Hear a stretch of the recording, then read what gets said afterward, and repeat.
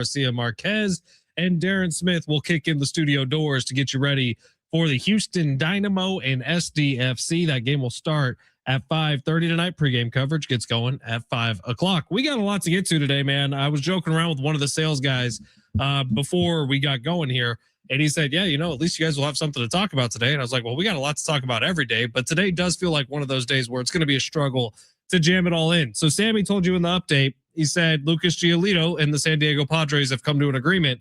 And I got to say, it kind of feels like, my God, AJ Preller did it again, because the projections for Lucas Giolito, you were looking at 3 years, $58 million, somewhere in that range is what he was going after. He's signing with the Padres on a 1 year, $3 million base salary, up to $8 million, so $5 million worth of incentives, and a mutual option for year two.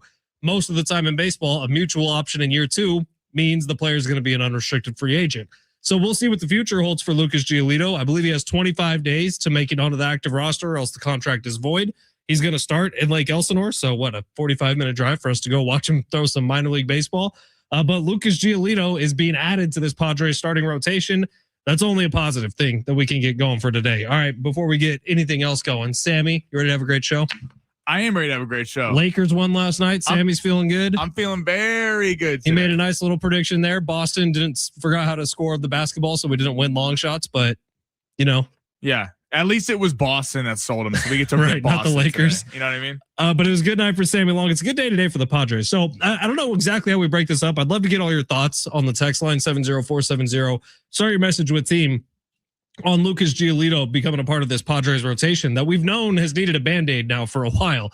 I mean, Nick Pivetta, Griffin Canning, Joe Musgrove, none of them are healthy. You need a starting pitcher to come in, and that's exactly what they got in Lucas Giolito. Now, we knew the Cubs were after him as well. So we'll kind of, the Lucas Giolito thing will be a main line. I do want to start with last night's game for the Padres because they won 1-0 at Coors Field. The over-under in that game was set at 11.5 runs. They won 1-0 at Coors Field. How much did we talk about yesterday? How, the offense is going to get back on track. This is going to be a kind of scary couple of days for the Padres pitching staff. Randy Vasquez gets up there and absolutely shoves, goes 7 innings. Did he do that once last year? I don't think he did. And the Padres offense walks in the only run. So the fun fact on this game is that is the only time since 2006 that a visiting team has won a game 1-0 at Coors Field, which is a little bit mind-boggling. It's crazy. It just shows how volatile that ballpark is. But a 1-0 win for the Padres, who are on this absurd streak and one of the hottest teams, if not the hottest team in baseball, gets a 1-0 win at Coors Field, which I didn't necessarily know was possible. Very impressive. Well, hold on. Impressive from the pitching staff. Impressive's not the right word. Yeah, no, not impressive. That was an ugly baseball game. Impressive from the pitching staff is what I was going to say, not from the hitters. That's a whole nother conversation. But it's very impressive how Randy Vasquez, we kind of heard it. Coach Quintero was coming on our show in the offseason and kept talking about how the Padres are really high on Randy Vasquez. And you always hear that from teams coming out of spring training. Oh, this guy's going to pop this year. This really is the year.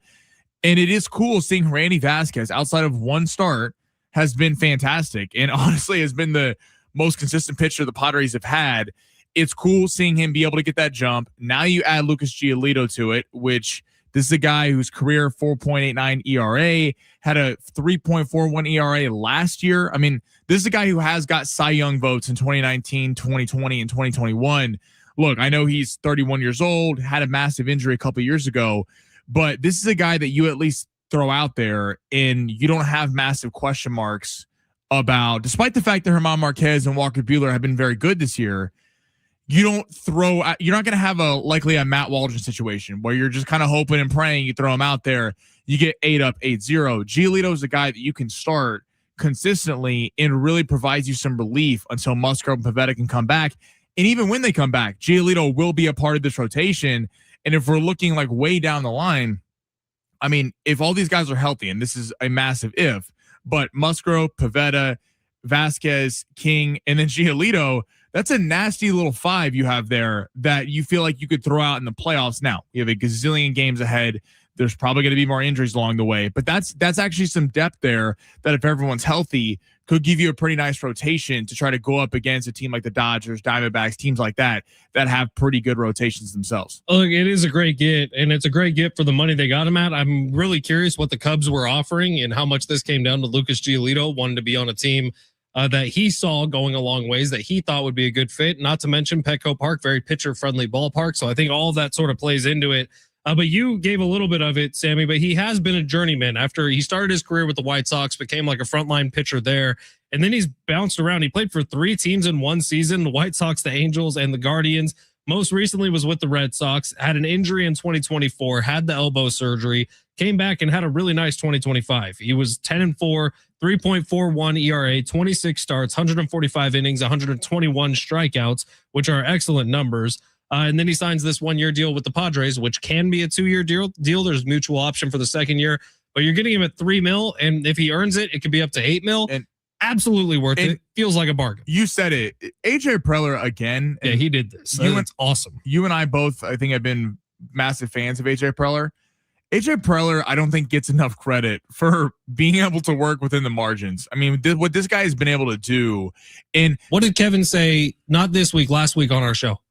We asked him about Lucas Giolito, and he said, not at this number. Right. And yet somehow, I mean, maybe I'm wrong. I thought this was going to be in the $20 million range. Same. That's what it was kind of being reported. I thought the longer it went on, we might have seen it drop to 15. But the max this is going to be is 8. That's crazy. I mean, he does it again. And then I was like worried heading into the season. I mean, you're relying on Walker Buehler and German Marquez, guys that were free agents for a reason. He gets them on a bargain deal. Not that German Marquez or Walker Buehler are winning any Cy Youngs, but they have been serviceable in the absence of Joe Musgrove and then Nick Pivetta. So, just once again, AJ Preller really doing a lot with not a ton to work with in terms of some massive bankroll. Extremely impressive from Preller. All right. You know, it's a fun day when we had texts rolling in before the show. We had a few of them. 913. This came in at 11:42, by the way. It says, Fletch, holy Toledo. We just got Giolito. Nice. 619. Like Sammy got his man. God, Giolito better not suck. 619 has gotten mad at me for the last 2 weeks for bringing up Lucas Giolito. You've been bringing him up since the offseason. Yeah. And hey, maybe should I take credit for the Padres signing Lucas Giolito today? Maybe. I don't know that you were the first one saying the Padres should go after Lucas Giolito. You definitely said it the most. You did. You brought it up at least once a day. AJ. You know. All right. There's a few more texts here. We'll get to them as the show goes on, but keep them coming in on Lucas Giolito. The Lakers are on our text line as well. We will get to the Lakers in just a little bit. But Sammy, let's get to the big 3 here of our number 1, where Sammy Long rips through the top stories in the world of sports. Sammy, smash. Your lunch break is here. Ready to go back to the office and knock the socks off your friends? I mean, coworkers? It's time for the top stories of the day. The big 3.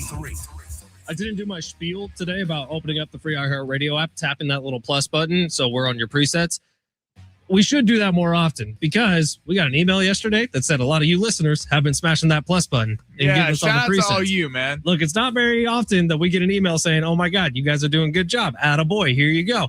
We got a positive email yesterday based on stuff like that. So thank you for plussing that little plus icon.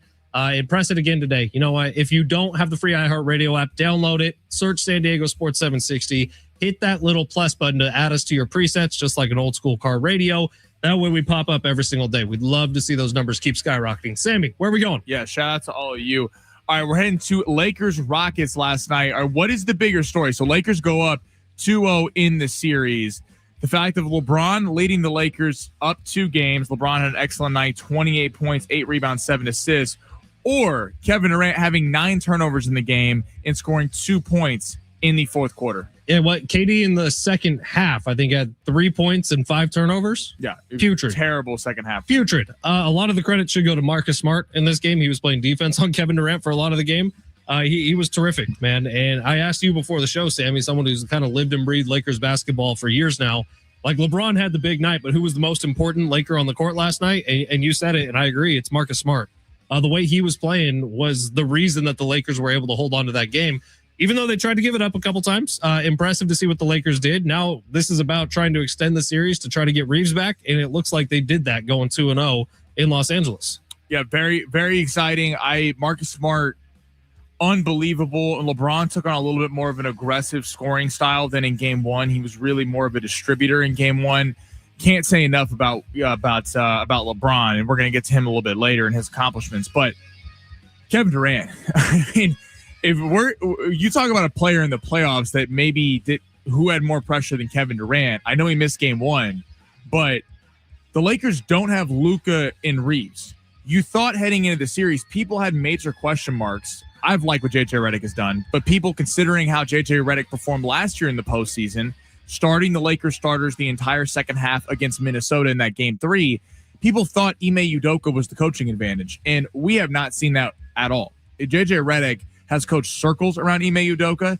He has double-teamed every player once they get into the half court, and they're double-teaming KD. He doesn't know what to do. I mean, Amen Thompson's not hitting shots. Şengün is not dominating in the paint. Got to give DeAndre Ayton a lot of credit for holding up defensively when he's been a big source of criticism around the Lakers for a majority of the year. Really impressive. And Kevin Durant, man, you talk about himself wanting to be in the GOAT conversation. You have not won anywhere else besides Golden State.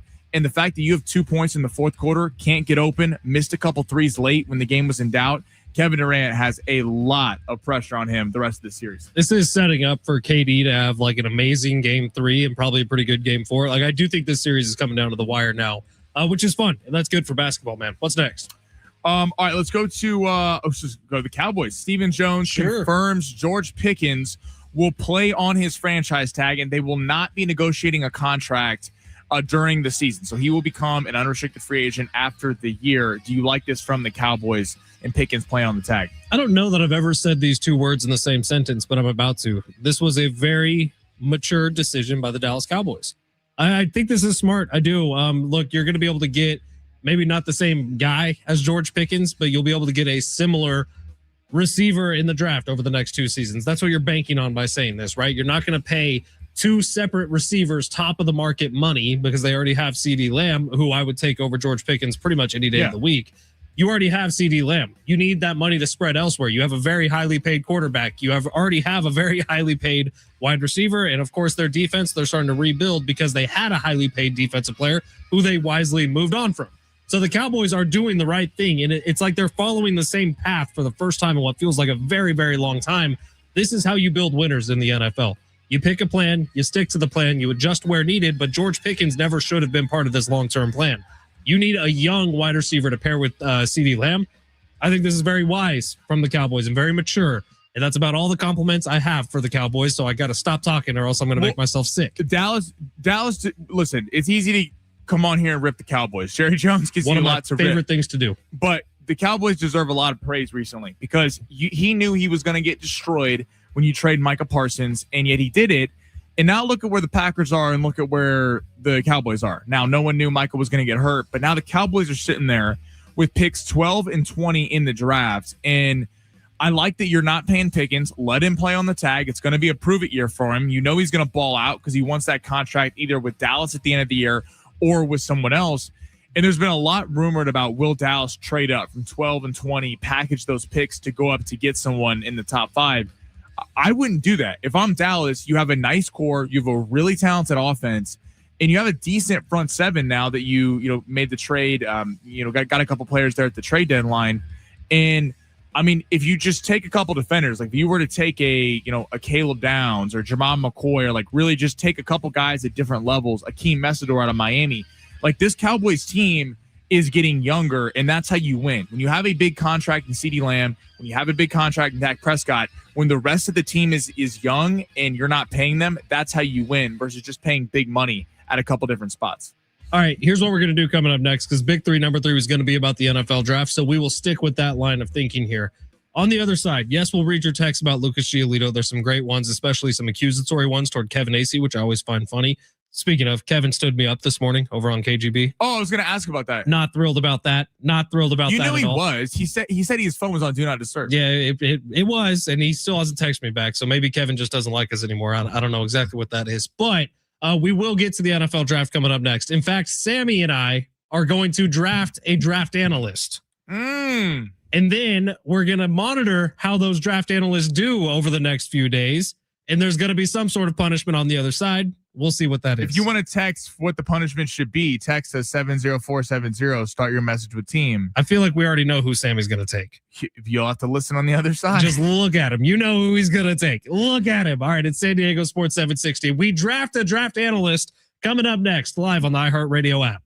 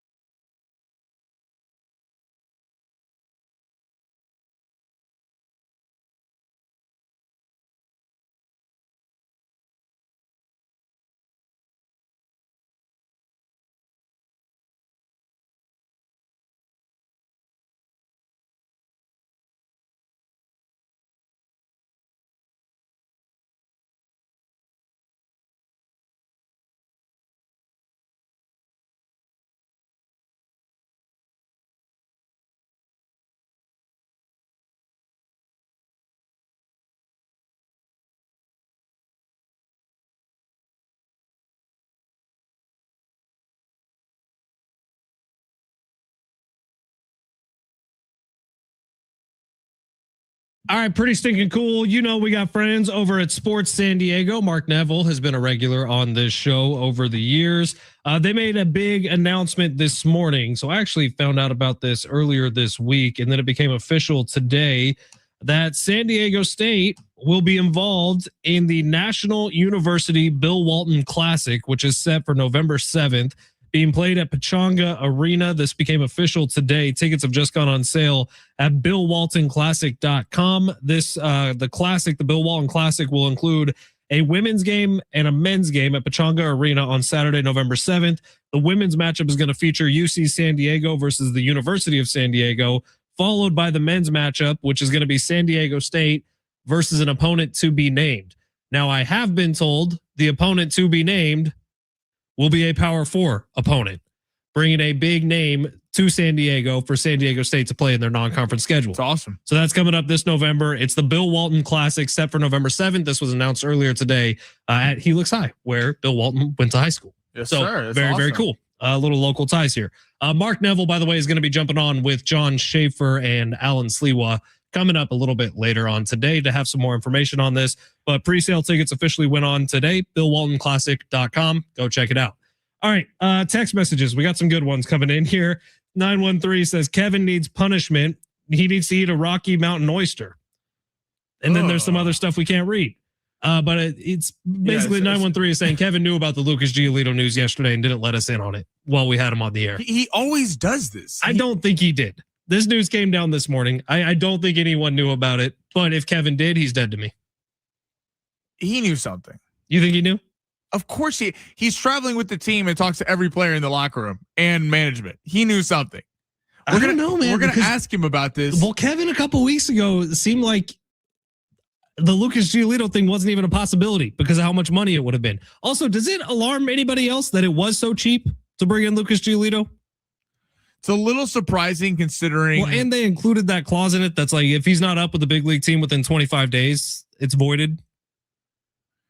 That just feels like they're going to start him down there because he obviously has been on ice for a year, Sure, he didn't have spring training. So I'm not really as tripped out about that. I do think the money's a little surprising because, well, it's all incentives for the most part. It's like $3 million and then $5 million worth of incentives. Now that's usually how AJ Preller does deals. He did that a lot with Nick Pivetta, which basically got Nick Pivetta to San Diego. A little surprised because the Cubs are a team that has big time aspirations and their rotations got even decimated more than the Padres have. And that's kind of who it seemed like the Padres were battling with in terms of who was going to sign him. But I mean, again, AJ Preller working his magic, able to get it done for a really reasonable number. Very impressive. 1 year, $3 million, $8 million total with incentives if he hits it all. The number seems off to me, but we'll see. Maybe that's exactly what he wanted the whole time. I wonder where he slots in. I would imagine for now, well, it's probably going to be 2 starts in minor league. I would say that's the minimum, is going to be 2 starts in minor league. And then you'll see him up with a big league team 15, 16 days from now. Would be my guess. Waldron will be out. Sure. And then when the Padres get Pivetta or Musgrove back, then they're going to have to make a decision on Buehler or Marquez. Well, if Vasquez keeps pitching like this, Vasquez might be your ace. Well, no, Vasquez is definitely a part of it. I mean, I don't. No, I'm saying like he may be the front of the line. Like when you're trying to organize everything for the postseason, which this is months and months away, and who knows if Padres will even be in it. But when you're organizing everything out, you start to list out who's your 1, 2, 3, 4, so you can start lining it up for the postseason. If Vasquez keeps pitching like this, it's pretty hard to think he's not your one. Right. Or Vasquez at least is going to be a part of it. I mean, if this was a game 1 of playoff series, maybe because he hasn't been here before, like a King has, or a Pivetta, or certainly a Musgrove. You want to throw these guys out here, but Giolito's a guy who's pitching some big games as well. So, I mean, now ideally you have 5 guys when healthy in Vasquez, Pivetta, King, Musgrove, and now Giolito. That ideally they're all healthy. That's a pretty nasty little 5 there. And then you're not, although Marquez has been great, although Buehler has been very, very good as well, you're not relying on Buehler and Marquez as much as the season goes along. Considering Buehler's age and Marquez's inconsistency, you feel like they could get found out a little bit more as the season goes on. All right, one more text here, and then we'll get to drafting our drafters. 619 says LeBron James has a perfect 24-0 series record in the NBA playoffs when leading 2-0. So hopefully the Lakers will be able to move on to the next round with a healthy Luka and Austin. Shout out to you, 619. Reeves could come back potentially in this series, right? Yeah, per Shams, he's aiming to come back towards the end of this series. Luka doesn't sound like he's coming back this series, but with the next series, could come back. And how did it go when Luka and Reeves and LeBron were all on the court against OKC? Don't be hating when you said time. You came on this show yesterday. Is that a 45 said the point? Lakers were done and that game one was a fluke, and all of a sudden they made you eat your words. So now you're talking trash about Oklahoma City. We ain't worried about Oklahoma City right now. We're worried about Houston right now. Lots of wheeze in there. We'll deal with OKC when we get there. When did Sammy get picked up by the Lakers? Lots of wheeze in there. Quasi member of the team. Right now, draft your drafter. So Daniel Jeremiah's final mock draft will come out the night before the NFL draft. When is your boy Mel going to come out with his final mock draft? Mel's going out all over. It feels like Mel has a mock draft every other day. Yeah, because he started the whole thing. Sure. So is that who you're taking? You're taking Mel Kiper? Of course I'm taking Big Money Mel. All right, then I'm backing Daniel Jeremiah, the Padre fan, Daniel Jeremiah. By the way, I love Daniel Jeremiah, but like, let's be real. When like the guy you idolize, someone does it better than him, and then all of a sudden you have to feel like you stick with your guy. I don't like that you hate on Mel for no reason when the NFL draft would not be what the NFL draft is today, and why it's going to average probably 20 million viewers because of what Mel Kiper has done for the NFL draft. Sometimes people hang on a little too long. Look, it wasn't that fun watching Ali in his final fights. Is all I'm saying. What about Mel Kiper makes you think he held on too long? Where did he have Shedeur Sanders going last year? Because that was a completely different scenario. He fell because of situation with his dad and character, not because of talent. You know that damn well. Daniel Jeremiah is my guy, and we're gonna ride those picks. Those picks. Whoa. Sammy's got Mel. I got DJ. And whoever does better, the loser has some sort of punishment coming up. All right. And this is probably for the first 2 rounds. I don't think Daniel Jeremiah is ever going to come on the show after he heard you say that. I apologize about the writing comment, DJ. You do your thing, boo. You have a great first round mock draft, and we'll see how it goes. All right. San Diego Sports 760. Damn it. NBA coming up next live on the iHeartRadio app.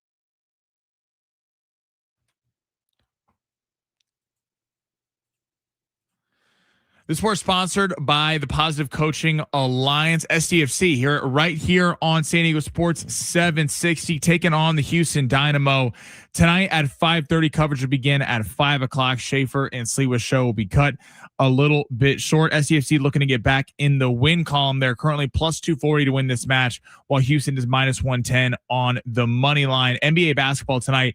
We got the Magic and the Pistons. The Magic looking to go on the road and go up 2-0 on the Detroit Pistons. That game is at 4 o'clock. And the Suns, after getting a beat down by Oklahoma City in game 1, back taking on the Thunder. That game's at 6:30. OKC is a 17.5 point favorite in that game. If you have questions about youth or high school sports, Positive Coaching Alliance can help. PCA builds better athletes and better people through sports. Info at positivecoaching.org.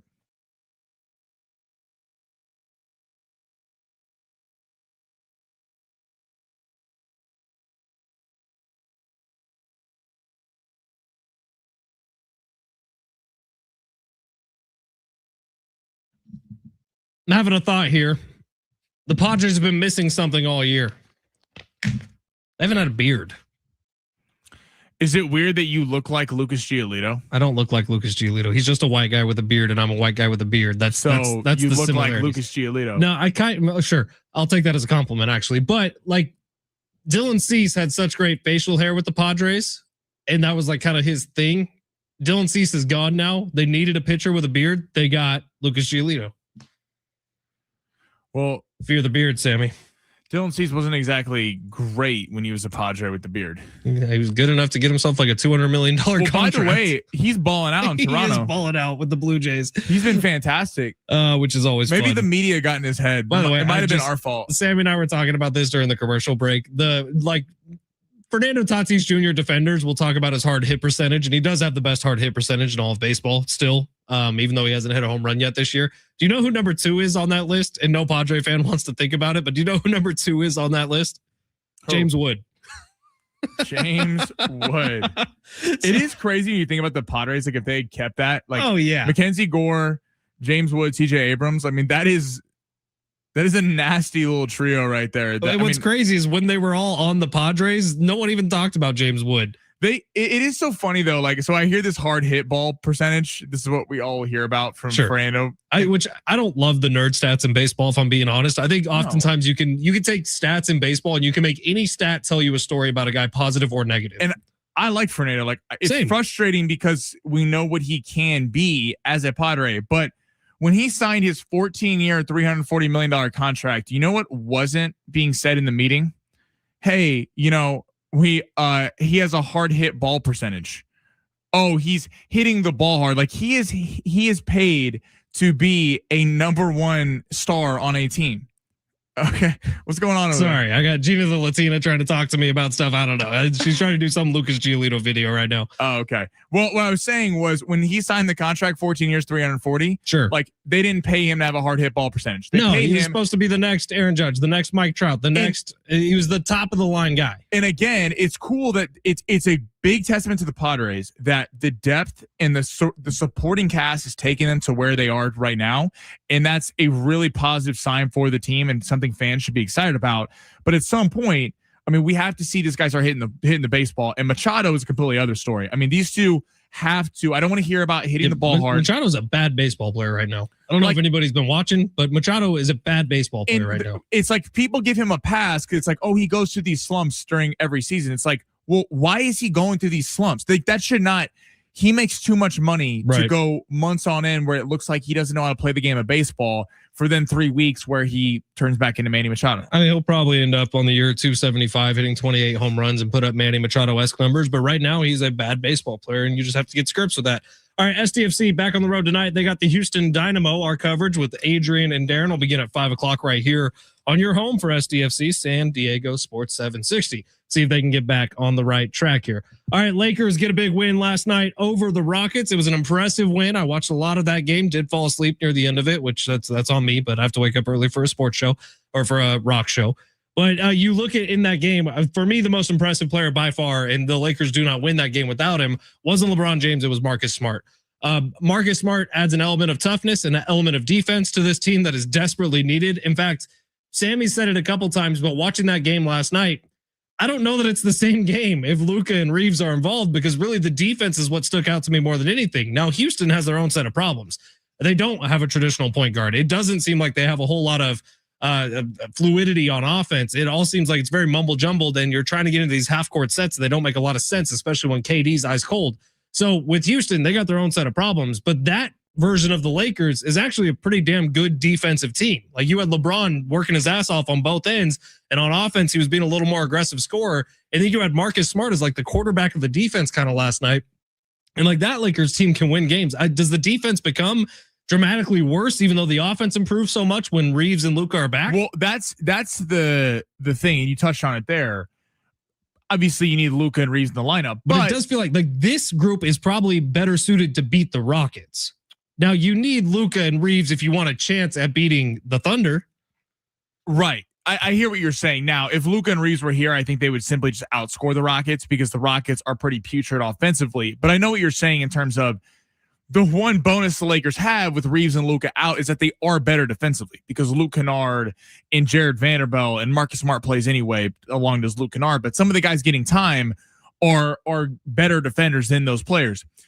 One thing that's really stood out to me as someone who was watching this team for years is ever since 2020, the biggest problem, whether it was Anthony Davis and LeBron and Luka, LeBron and Reeves, whatever combination there was this team did not have depth. And part of the reason why the Nuggets took it to them in back-to-back years, part of the reason why Minnesota dogged them out last year, was they didn't have depth. And they'd play these teams where the bench for the Lakers consistently over the last few seasons has been one of the lowest productive benches in the NBA.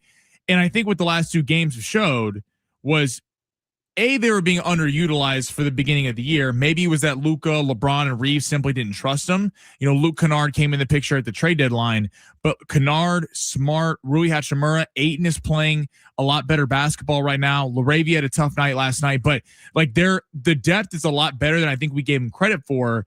Because I think if you would have told anyone, certainly if you had told me a month and a half ago, the Lakers would be without Luka and Reeves and they would be up 2-0 in a playoff series against anybody, I would have called you crazy, because the depth wasn't even a part of this team that we looked at as a positive for the Lakers. In how they mix back in will be interesting, assuming they can get to the next round.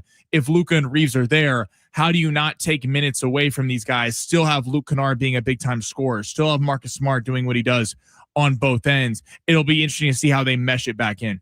For sure. Now, the other two games last night, the Celtics kind of inexplicably got their asses kicked by the 76ers. Now, that was one of the series we said might be dead, but the 76ers looked damn good last night. And then maybe the most consequential thing of the whole night in the NBA was that Spurs Trailblazers game. So crazy. All of a sudden, the Trailblazers have life, not necessarily because they got so much better, but the Spurs just got worse, because I don't know if everyone saw it. The play where Victor Wembanyama got concussed, that was about as graphic a concussion you'll see in the NBA. He's driving the lane, doing very Wembanyama stuff, and sort of gets tripped up in the middle. And it's like he forgot to put his hands out or didn't get his hands out in time, and his face smacks off the hardwood, bounces twice, and he was out like a light. It's like one of those UFC moments where you see a guy just go down face first. You saw him go out. You saw him go out, and then he was able to get his hands up underneath his head, and he was down for quite a few minutes. Well, I mean, minimum, I think NBA concussion protocol 48 hours. It's a little bit different than the NFL. So the official rule is it's 48 hours. You can't do any on-court activity, nothing. So technically you could play Friday night. Now, the chances, man, I don't know. Right. I highly doubt he's playing Friday night after how bad that concussion looked. He might be out for Sunday. And you're sitting here with the Portland Trailblazers, who stole that game. And the fact that the Spurs were up 14 in the fourth quarter, they had built the lead without Wemby. Right, and the final score, it was a 3-point game, 106-103. Yeah, and Scoot Henderson, the third overall pick in that draft with Wemby, scores 31 points. You got, Denny Avdia didn't even have a great fourth quarter, and they came back and won with Klingon in them. This series got pretty real, because if they can steal Friday, sure, then it puts a lot of pressure on the depth players of the Spurs on Sunday.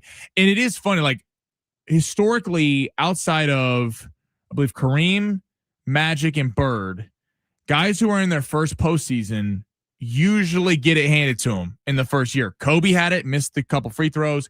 LeBron had it. Steph, all these big time players. Michael Jordan had it, where it took them a while to then become that juggernaut in the NBA. In, due to circumstances of him being out. He can't control that. But this Spurs team does feel like it might be a year or two away because of the lack of depth we saw when he went out of the game. I mean, Wemby was excellent in game 1. He had 35 points. That set a Spurs record for a postseason debut. He had 35. That took out Tim Duncan. But you look at that, and there's very few moments in basketball. Like you think about the Kevin Ware Sweet 16 situation where his knee went all over the place. Moses Moody earlier this year for the Warriors. Tyrese Halliburton in the postseason last year, where you have a dramatic like stop everything. It happens in football every single week. But Steph getting hurt as well. Sure, but in basketball, you have something like that, and it's a head injury. That's just different. Like it's impressive that the Spurs were able to build that lead without him on the court after watching that happen. And who knows what it's like moving forward. But I'll tell you this: if Wemby's not on the Spurs are not good. And it's pretty surprising last night. Like over the weekend, we had so many blowouts in the NBA, and I think people were kind of like, okay, this first round is going to be just very top heavy. In the last 5 games in the NBA slate, the underdogs have all won the last 5 games. I just got a very alarming text, and I don't think I can share any of it on air, but it has to do with, no, you know what? Then why did you bring it up? I'm sorry, because it just happened. It's the only thing in my brain. I have no idea what Sammy just said. I said that the last 5 games in the NBA, underdogs have won every game. So I think we're in for a lot better series than we gave credit to over the weekend. And some of these top seeds in the Celtics and Spurs are look out, because Tyrese Maxey and the Sixers also didn't play around last night and went into Boston and punched him in the mouth. Yeah, what the hell was up with Boston? They ruined our parlay. They ruined everything. Speaking of parlays, Long Shots is coming up next, where Sammy Long puts together a little 3-pick combination for the sports action going on in the world later tonight. To our texter who said they're going to put Padres money line and Fernando Tatis Jr. home run on top of every Long Shots this week, you're 0 for 1. I told you not to do that. I mean, the money line worked out last night. The home run did not. We'll see if it works out tonight for you. It's San Diego Sports 760. You're listening live on the iHeartRadio app.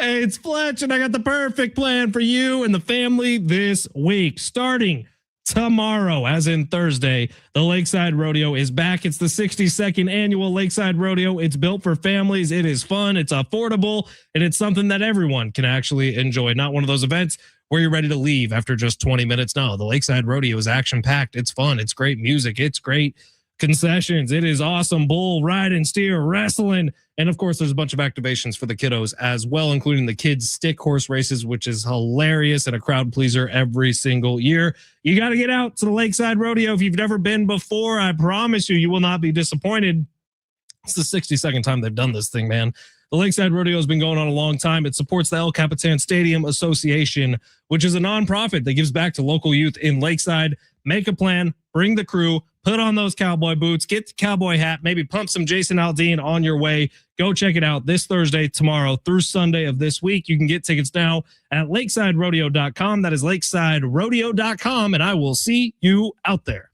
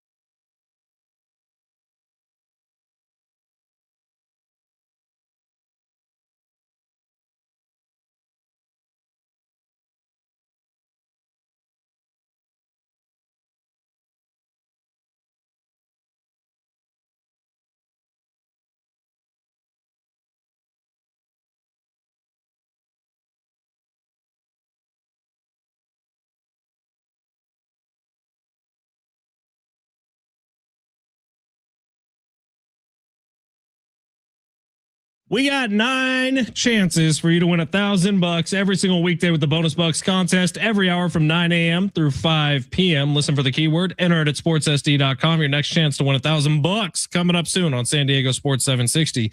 We're keeping you on your toes this year. It used to just be at the top of every hour. Now it's smashed somewhere there in the middle. So keep listening. I bet you around 1:20-ish, you'll hear the next keyword to take over to sportssd.com and you get $1,000 just like that. 913, Sammy, can we hear some Slow Ride That's by why Foghat? I played it. Shout out to the 913. Nailed it.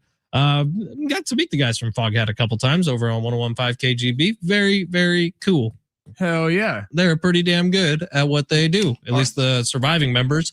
And then the guys they brought in to replace the lead singer, he's amazing, man. So Foghat, still very good. They come to San Diego at least once a year. They play at the Belly Up in Solana Beach. Highly recommend going to check them out next time they're here. Bar, by the way. That is, dude, the Great White Shark hanging from the ceiling. Yeah. Place is awesome. Great bar. Great place to see a show too. It's a good spot to, I don't know, belly up to the bar. that there's silence happening in cars across San Diego right now. Lori, go Padres and go Lakers. Shout out to Lori. What up, Lori? Rich talking about great. I can't see all the way over there. The Dodgers losing made a great night, he's saying. Yeah, you see the NL West standings today? Even at the top of it with the Padres and the Dodgers. And then Jay Silv says the numbers don't lie. Manny has been sloppy, uninterested, and downright awful. Had to pull my car over to send that message. I mean, he also said Friars are sleepwalking through April at 15-3. This clearly isn't sustainable. Yeah, imagine if they stop sleepwalking. Well, it's a valid point by Jay Silves. I mean, at what point? See, I could complain about the Padres and how they look while they're playing, but they're winning. Well, no. It's like if there was a radio show in the building that everyone hated, but they put up great numbers, you wouldn't complain about it because they put up great numbers. Well, yes, but it's about the sustainability. That's what we can. Two things can be true. We can be excited about the Padres record and give them credit for just winning ball games, because that is a piece. At the end of the day, you do have to just win ball games, but then also question how sustainable is this. I think the Giolito signing is a big deal for them because I think that gives them a little bit more sustainability. But I am concerned at what point does Machado and Tatis start hitting, because you can't keep this up for so long until you got to think some of these other guys are going to go into some slumps. I would tend to agree, but they're the first team since 2006 to win a game at Coors Field 1-0. Like that, like parts of this is just is that a good thing or a bad thing? Probably not a good thing, but it's better than losing a game 6-5. You know what I mean? Like I'd rather have a 1-0 win every day of the week. All right, let's get to long shots. Sammy's going to make us a nice little combination that we can place on whatever action is going down in sports coming up later tonight. And that was the stall. Here's the payoff. Smash. What is going on? Oh my God. We got it right here. All right. This is called technical difficulties. We're resetting right now. You looking for some luck? Want to win big? Gotta play big. You are so money and you don't even know it. Time to take a chance. Pay that man his money. With long shots. All right, Sammy. We haven't gotten to this today, but I bet against the Buffalo Sabres last night, even though they won game 1. And why I bet against the Buffalo Sabres is because I knew Josh Allen would be chugging beers and kind of getting the crowd going before. Did you know that when you placed the bet? Yeah. I thought that was a surprise for the Buffalo crowd. Well, I just figured that he was going to show up to one of these games. It's pretty impressive chug, by the way. It's disappointing for the city of Buffalo that they keep putting their faith in Josh Allen. And I don't know how many times they have to understand that when you bring Josh Allen to a playoff game, things don't typically go very well. You know, when I saw the video of Josh Allen chugging the beer after banging the drum before the Buffalo game, all I could think of was, man, it'd be really cool if we had a big drum in studio that I could bang every once in a while. I'm sure Travis Dale could conjure up something like I'm sure he could. All right, where are we going, Sammy? All right, we're going to start with hockey first. All right, we have 2 games on the NBA slate. We're going to hockey. Penguins Flyers under 5.5 goals in this game. Now, Flyers stole both on the road early. Okay, Penguins going on the road. You got Malkin, Sidney Crosby, 2 of the best power play players in NHL history, but they're 0 for 7 on the power play so far because the Flyers actually have the second best power play defense, power play kill in the NHL. So they're very airtight. Stuart Skinner, who is the former Edmonton Oilers goalie, is now with Pittsburgh. He's been doing a pretty good job through the first 2 games, despite them losing 2 games. Skinner's been fine. He's been in some big moments. I expect Pittsburgh to respond tonight, but we're going to go under 5.5. I think this is a very tight game, and the Flyers back end is just fantastic. But I think Pittsburgh comes to play. I don't see this being high scoring, under 5.5 goals in that game. All right, let's go to the NBA. Magic and the Pistons. Now, the Magic are sitting here looking to go up 2-0 in Detroit, which is a big deal. Now, they exposed in game one, Detroit does not have any shooters. They have to play Kevin Huerter because Kevin Huerter is the one three-point specialist they have on the floor. The problem is when they play Kevin Huerter over guys like Dennis Jenkins and other players is their defense takes a massive backseat. So they don't have a lot of three-point shooters, and the Magic really exposed that. I mean, Paolo Banchero, Anthony Black, Suggs, these guys really got after him. Franz Wagner had a career night. This Magic team is much better than people give them credit for. They were just injured for a lot of the regular season, which is why they ended up being the 8th seed. I like the under 218.5, though. We're going with unders today.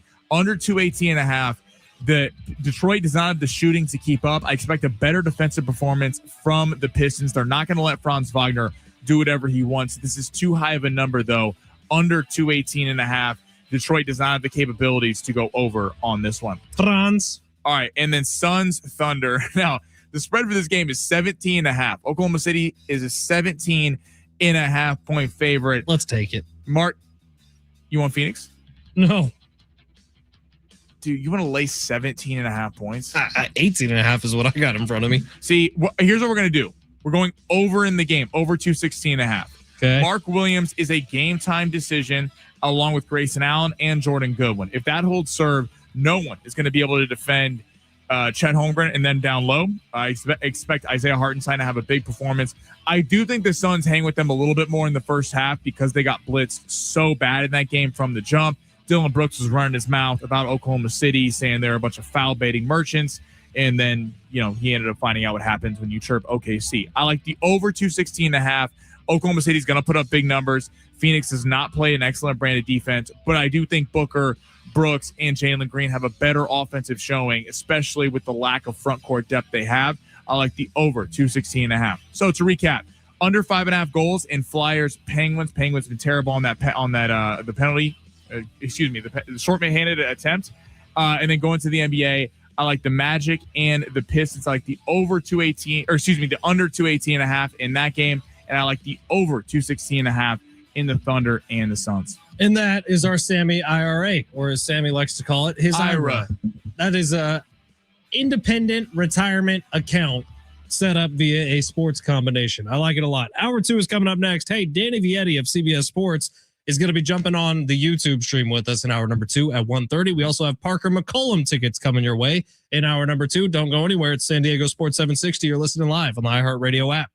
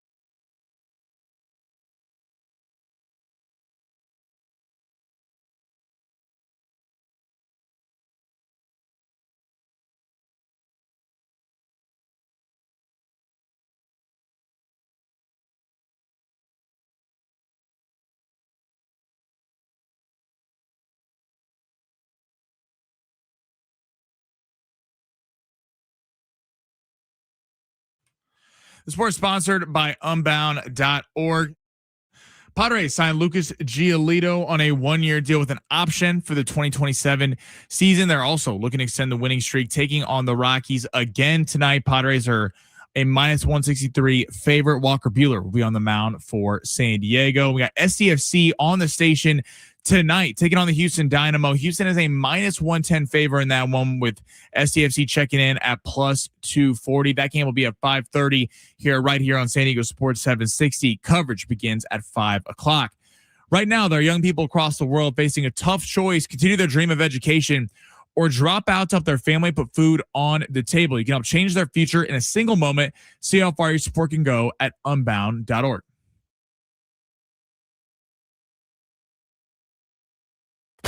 I'm Ben Fletcher. That's Sammy Long. I'm excited about it. It brings a lot of people together. Now, live from the East Set studios of San Diego Sports 760, we go in the zone with Fletch and Sammy.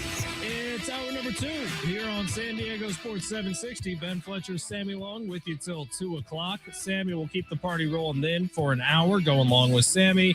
Schaefer and Sliwa will be your drive home, followed immediately by SDFC taking on the Houston Dynamo. Coverage gets going at 5 o'clock with Adrian and Darren. Game will kick off around 5:30. All right, we got a lot accomplished in hour 1.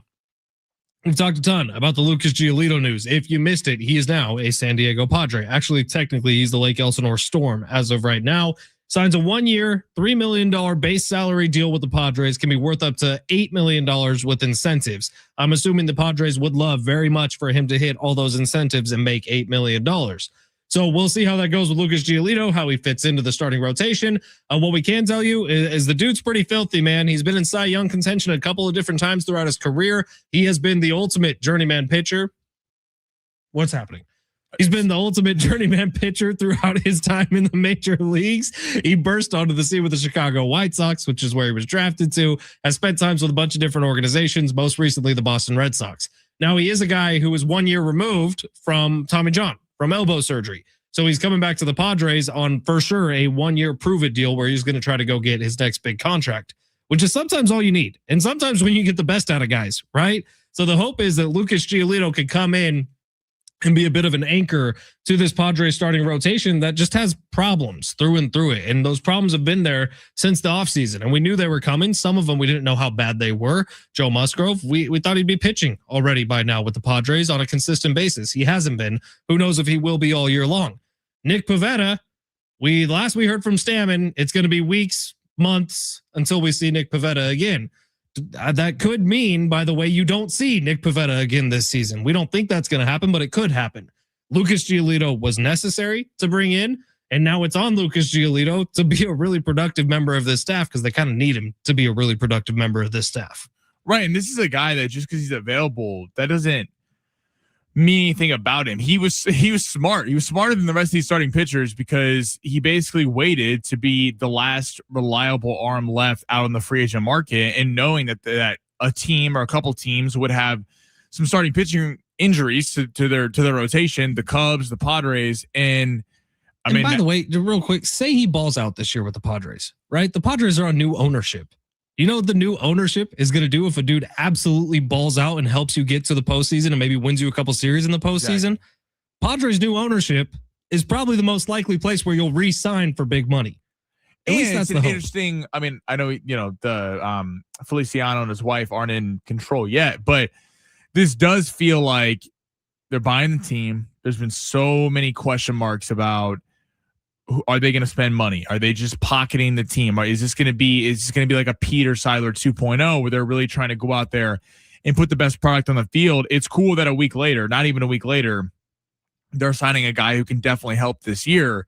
And considering that the Padres have been winning on the margins and been so fantastic without the stars really performing in Machado, Tatis, Pivetta being hurt, I mean, adding a little depth to the rotation, a guy who can contribute even when all those guys are back is a massive add. And I'm excited to see him pitch for the Pods.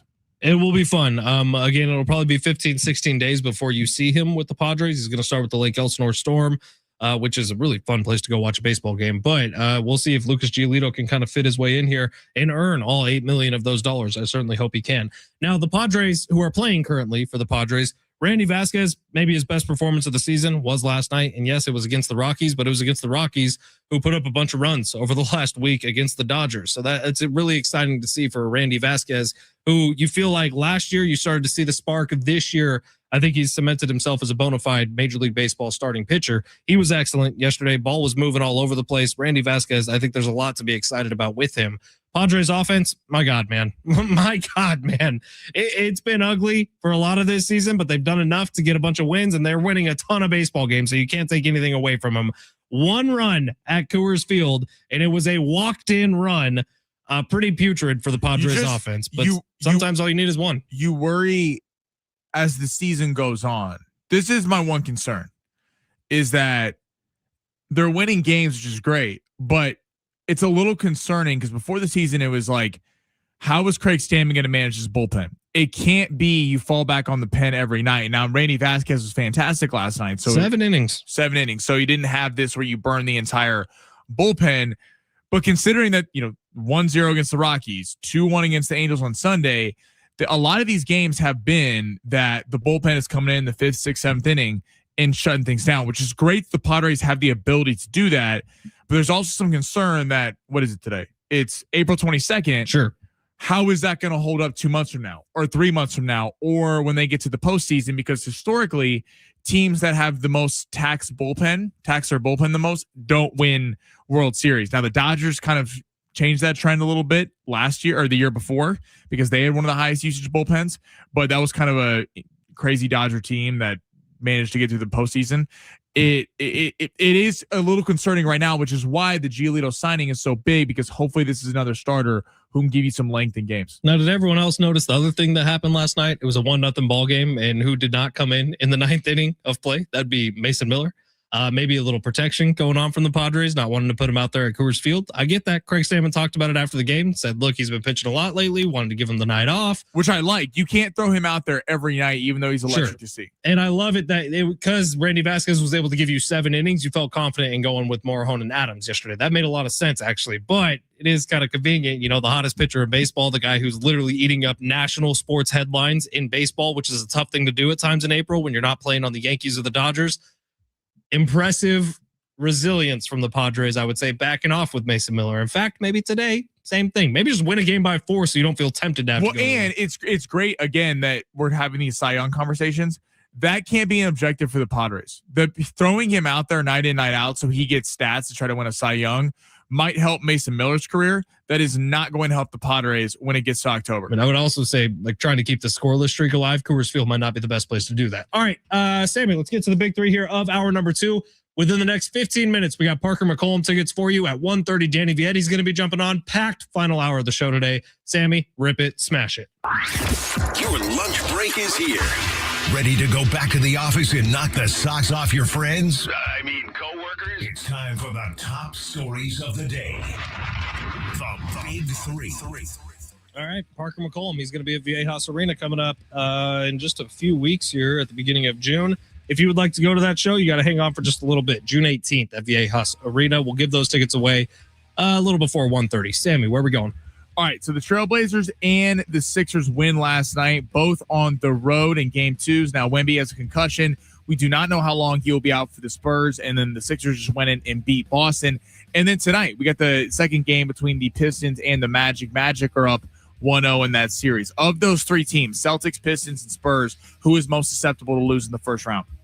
I would say the Spurs now, because you just don't know about Wemby. Look, I've had one really bad concussion in my life. I wasn't right for 4 or 5 days. Not comparing myself to Victor Wembanyama, but I talked to Rich earlier today, Rich was literally a professional concussion getter for about 10 years of his life, 15 years of his life.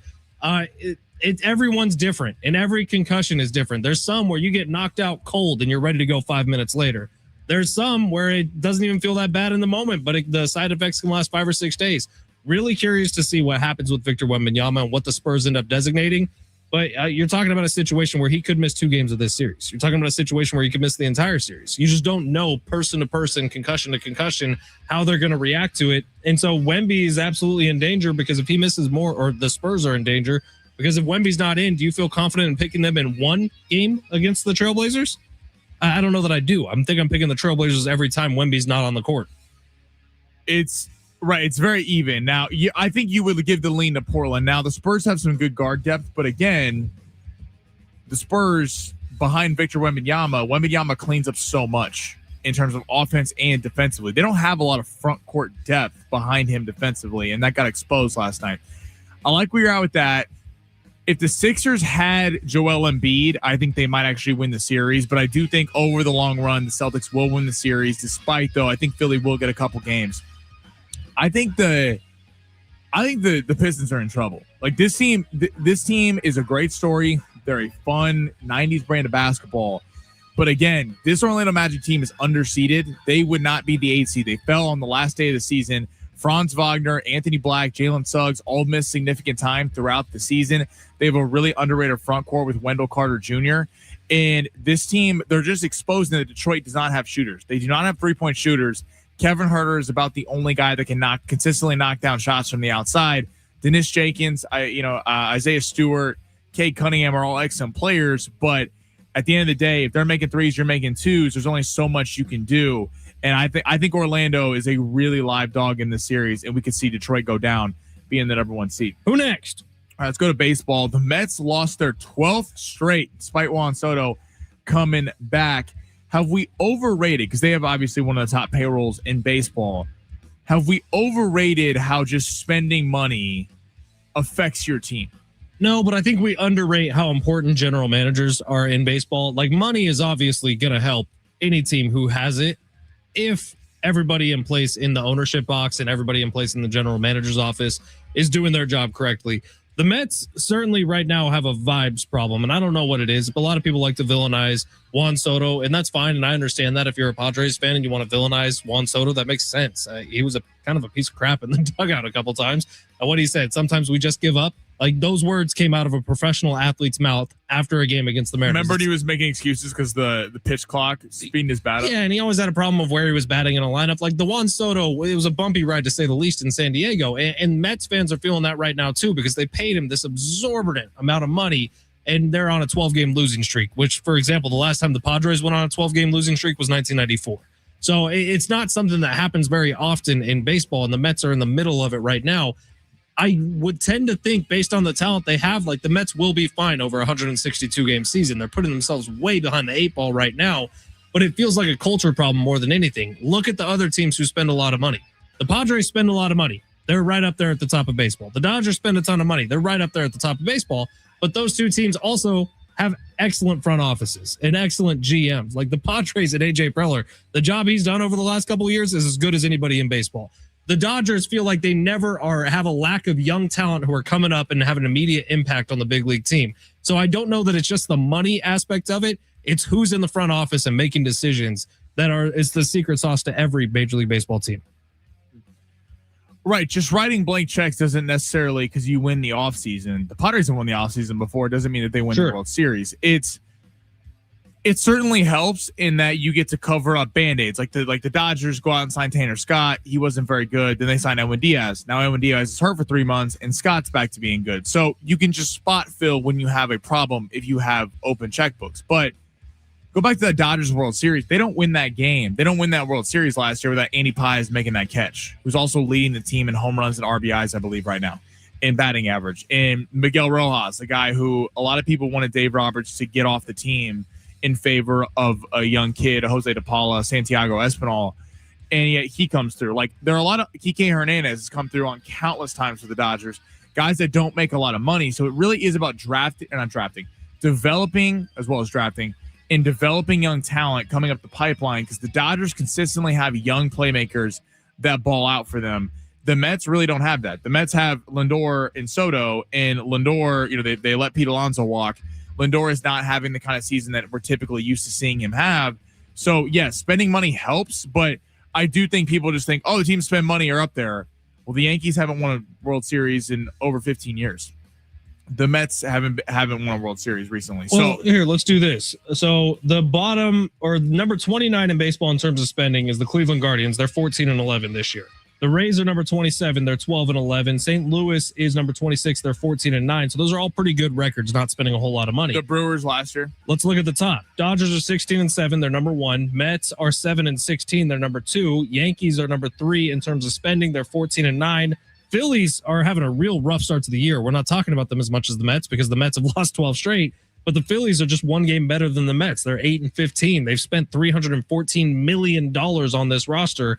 Blue Jays were just in the World Series. They're at 10-13. They're number 5 on the list. Red Sox are 9-14. Padres are number 7 on the list. They're 16-7. Braves are number 8 on the list. They're 16-8. Chicago's number 9 on the list. They're 14-9. Detroit's number 10 on the list. They're 12-12. So of the top 10 spenders, 3 of them have losing records to this point. Of the bottom 4 spenders, 3 of them have winning records at this point. I just think it's an overrated narrative as we talk about baseball, because the teams that typically are there towards the end have great developmental programs and have unsung heroes that come alive, despite the fact that they spend money. It is putrid, however, that there are 2 teams in Major League Baseball who are not even spending $100 million on their teams. Well, that's just Cleveland as bad and of Miami. a problem as... Can we fix that, please? Well, I don't know. Have you seen the recent stories? Because of the Padres spending the $3.9 billion that the Padres were just bought for. In fact, we should get into this on the other side. Has sent shockwaves through what's going to happen with the CBA agreement between the owners and the players. This Padres purchase is ruining something for one of the sides. We'll tell you which side on the other side. It's live on the iHeartRadio app.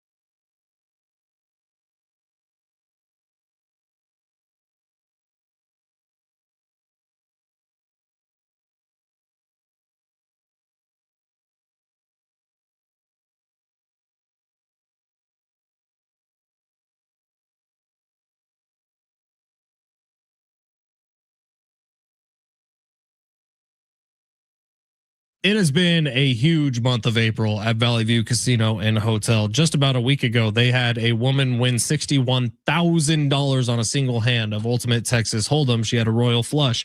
About a week and a half ago, it was the 25th birthday for Valley View Casino and Hotel. A little bit before that, they introduced the brand new Wheel of Fortune cash on reel slot machine that is exclusively at Valley View Casino and Hotel here in San Diego. And coming up this Friday, it is the 3 C's event. Cash, and more cash. Friday, April 24th, 5 p.m. to 11 p.m.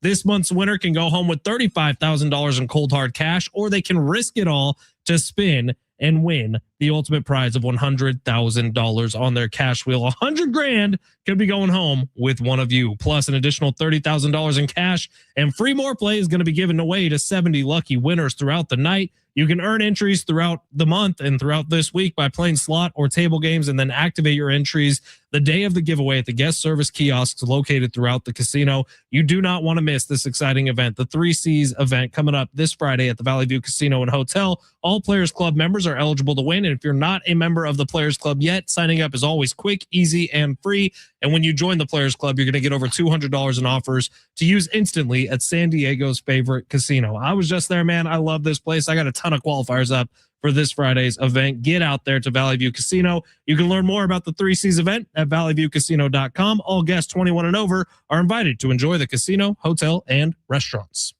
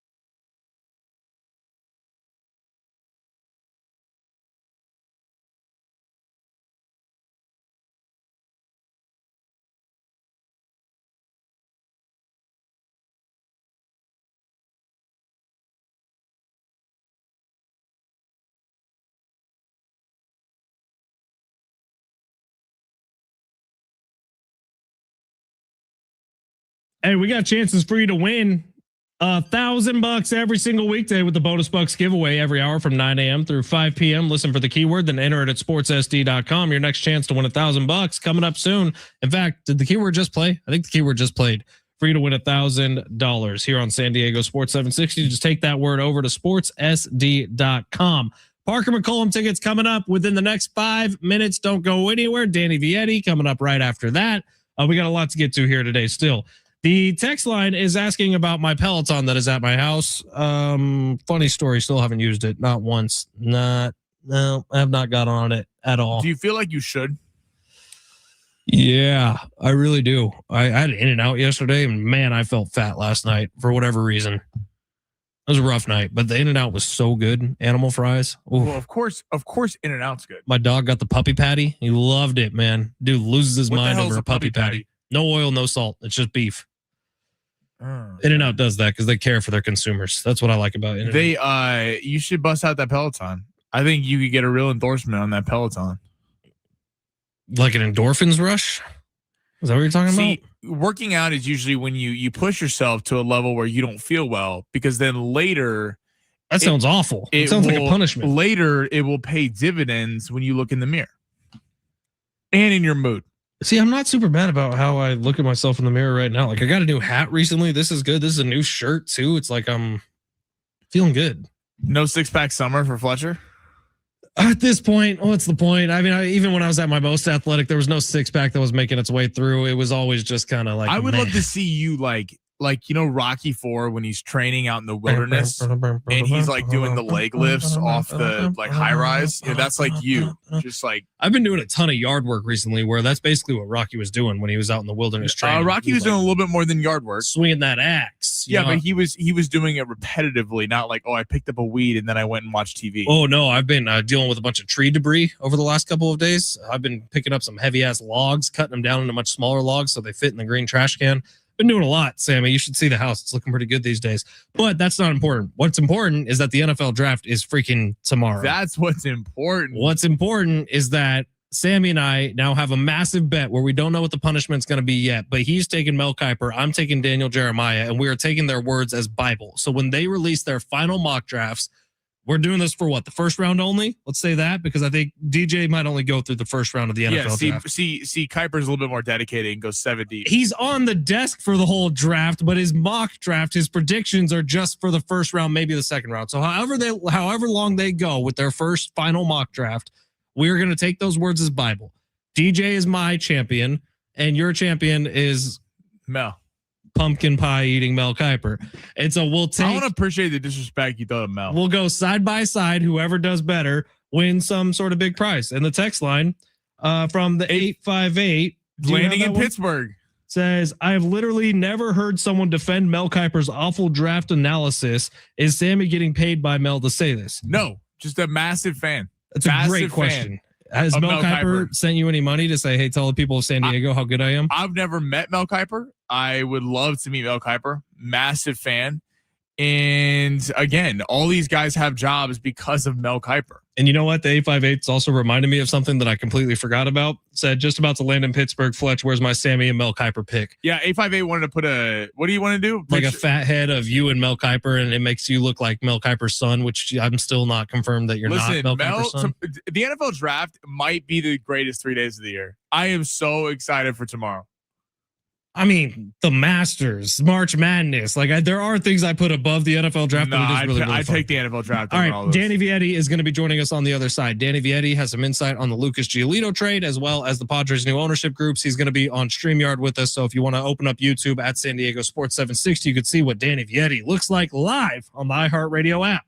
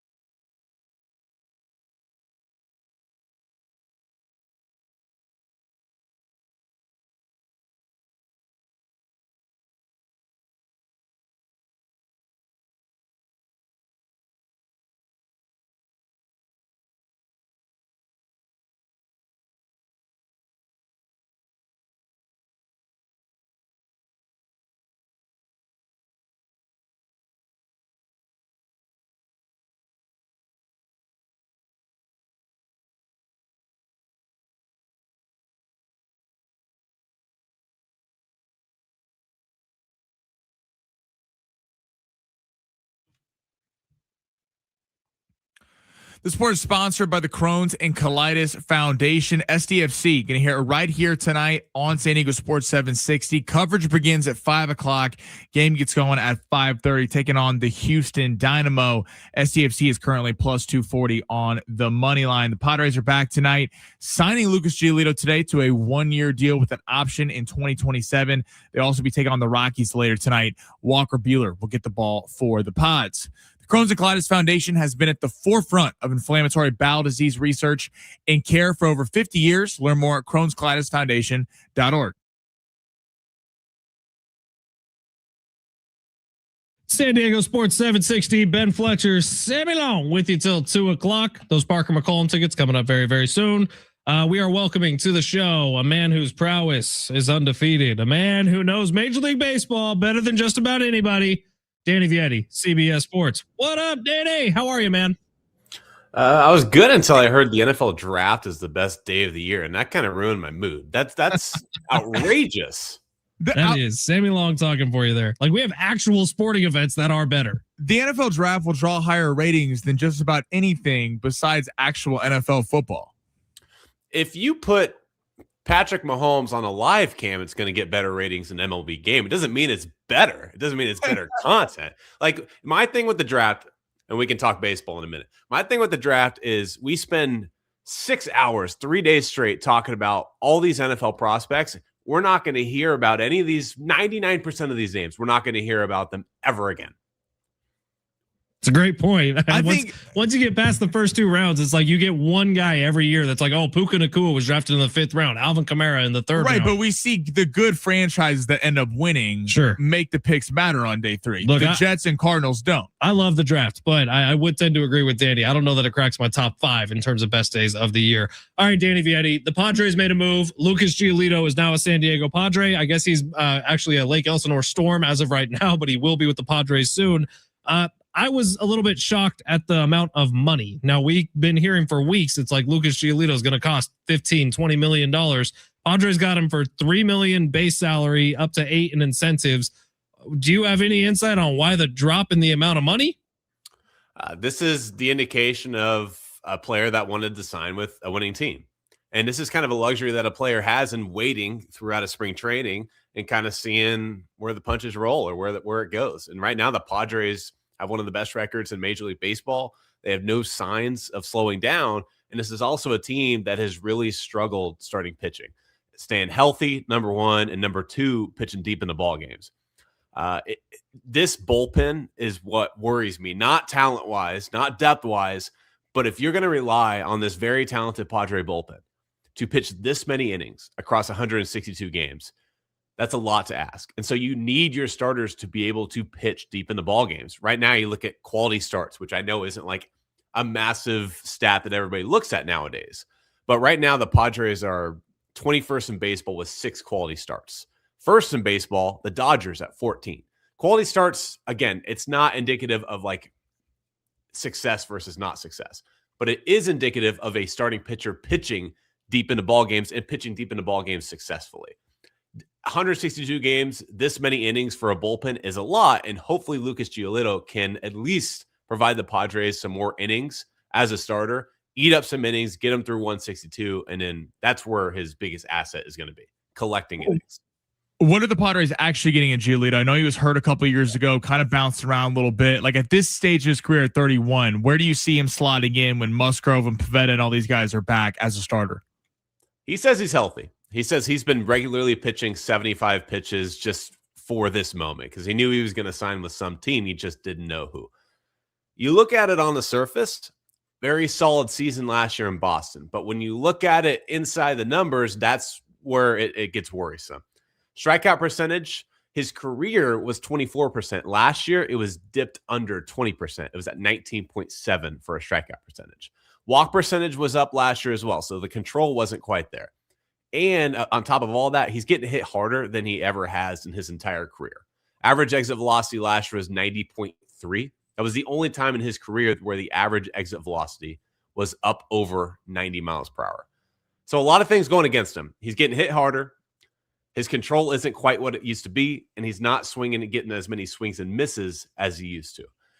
That all said, He had a 3.41 earned run average last year. And so if you're an older traditional baseball fan, you look at the ERA and say, yeah, let's take a stab at this guy. If you're more on the baseball analytical side of things, there's some question marks remaining.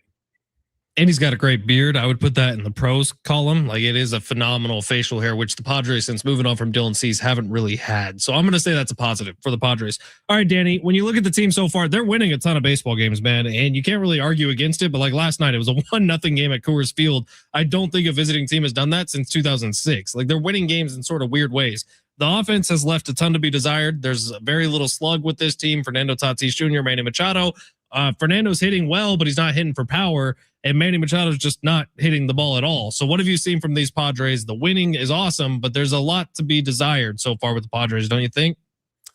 Yeah, if I told you that the Padres would be 16-7 with Merrill, Toddy, and Machado having a combined 720 OPS, and then you put that together with the fact that the starting pitchers, they probably have a combined 2.5, 3 healthy, legitimate starting pitchers, and they're 16-7. Props to this team for finding ways to win games. What worries me, and I'm not saying that the Padres are going to fail this year, but you look at the schedule. They lost 2 out of 3 to Detroit. That's how they started the season. Detroit has stumbled out of the gates a little bit. They're starting to find their way, but they stumbled. Then they played the Giants. Giants have looked like the worst offensive hitting team in baseball. Then it was Boston. Boston has looked like arguably the worst team in baseball at certain points this season. Then they got a good Pittsburgh Pirates team. They won 2 out of 3. Then you got Colorado for 2 series. And then you got Seattle, another team that has stumbled out of the gates a little bit. I want to get a good litmus test on this team when they face the Dodgers, but they're not going to face the Dodgers until mid-May. They have a lot of winnable games coming up on their schedule.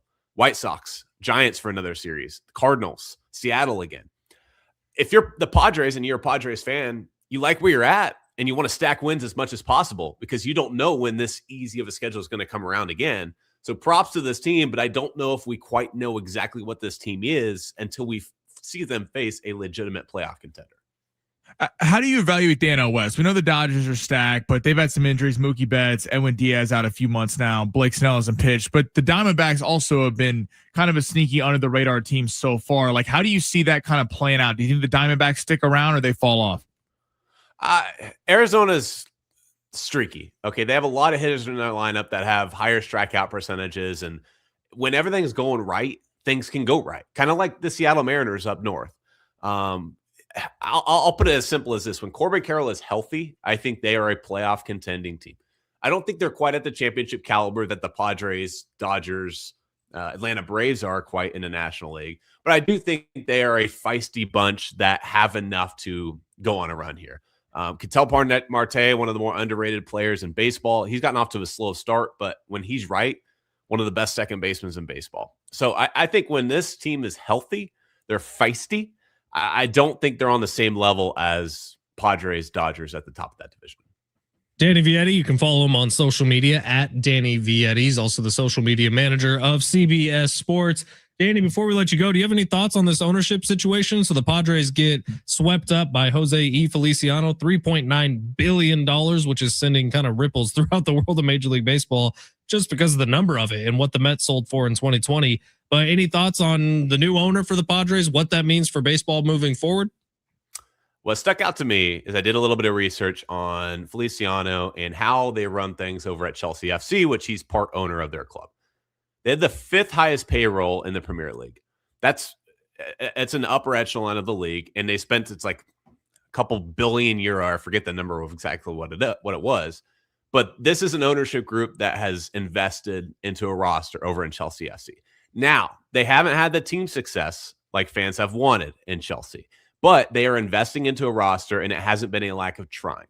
I think what has built this San Diego fan base and this Padres organization, it hasn't been titles, obviously. It's been effort. It's been, okay, we're going to keep Merrill around. We're going to extend him. We're going to keep Toddy around, let him be the face of the franchise. We're going to sign Machado. We're going to bring in faces of the franchise, and we're going to get people to the ballpark. All indications is that momentum that they have built is going to continue on if and only if they spend money like they do with Chelsea FC. I'm really curious to see what the owners have to like go against the players now that they're seeing the Padres, a mid-market team, traditionally doesn't spend a ton of money. They have over the recent years, but they're selling for like double what the Mets just sold for. How are the players going to be able to convince the owners that there does need to be a salary, or that there doesn't need to be a salary cap? Like, it feels like this is just a huge shot to the owners with Feliciano coming in. Danny, you're the best, man. We appreciate you. Check out his work at Danny Vietti and at CBS Sports. We'll talk to you soon, brother. Thanks, Benny. Lay off the NFL draft stuff. Let's focus on more baseball. Well, we're probably going to go wall-to-wall NFL draft tomorrow, just if you're planning on tuning in. But appreciate you and appreciate your coverage of the Major League Baseball. All right, Parker McCollum tickets right now if you would like to go see the concert coming up in June at Viejas Arena. 877-767-4760 is the phone number to call. Sammy, what number are we going with? Let's do number 9. Number 9. Who has the number 9 pick in the NFL draft this year? Kansas City Chiefs. Oh, shocker. San Diego Sports 760. You're listening live on the iHeartRadio app.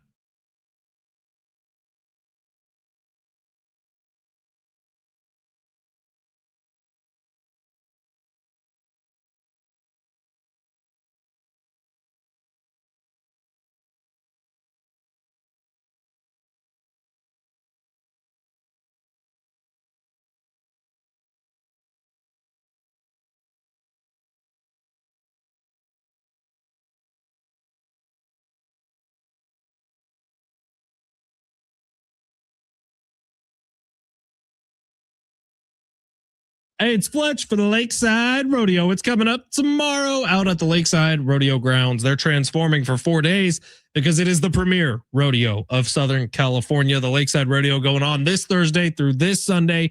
Get to lakesiderodeo.com right now to buy tickets. It's affordable. It's built for families. It is a great time out in East County. So if you're looking for something to do that you can bring the whole gang out to, the Lakeside Rodeo is the spot for you. Plus, it's supporting the El Capitan Stadium Association, which is a local nonprofit giving back to local youth out in Lakeside. You got to get out there and check it out. If you've never been to a rodeo before, this one is approachable as it gets.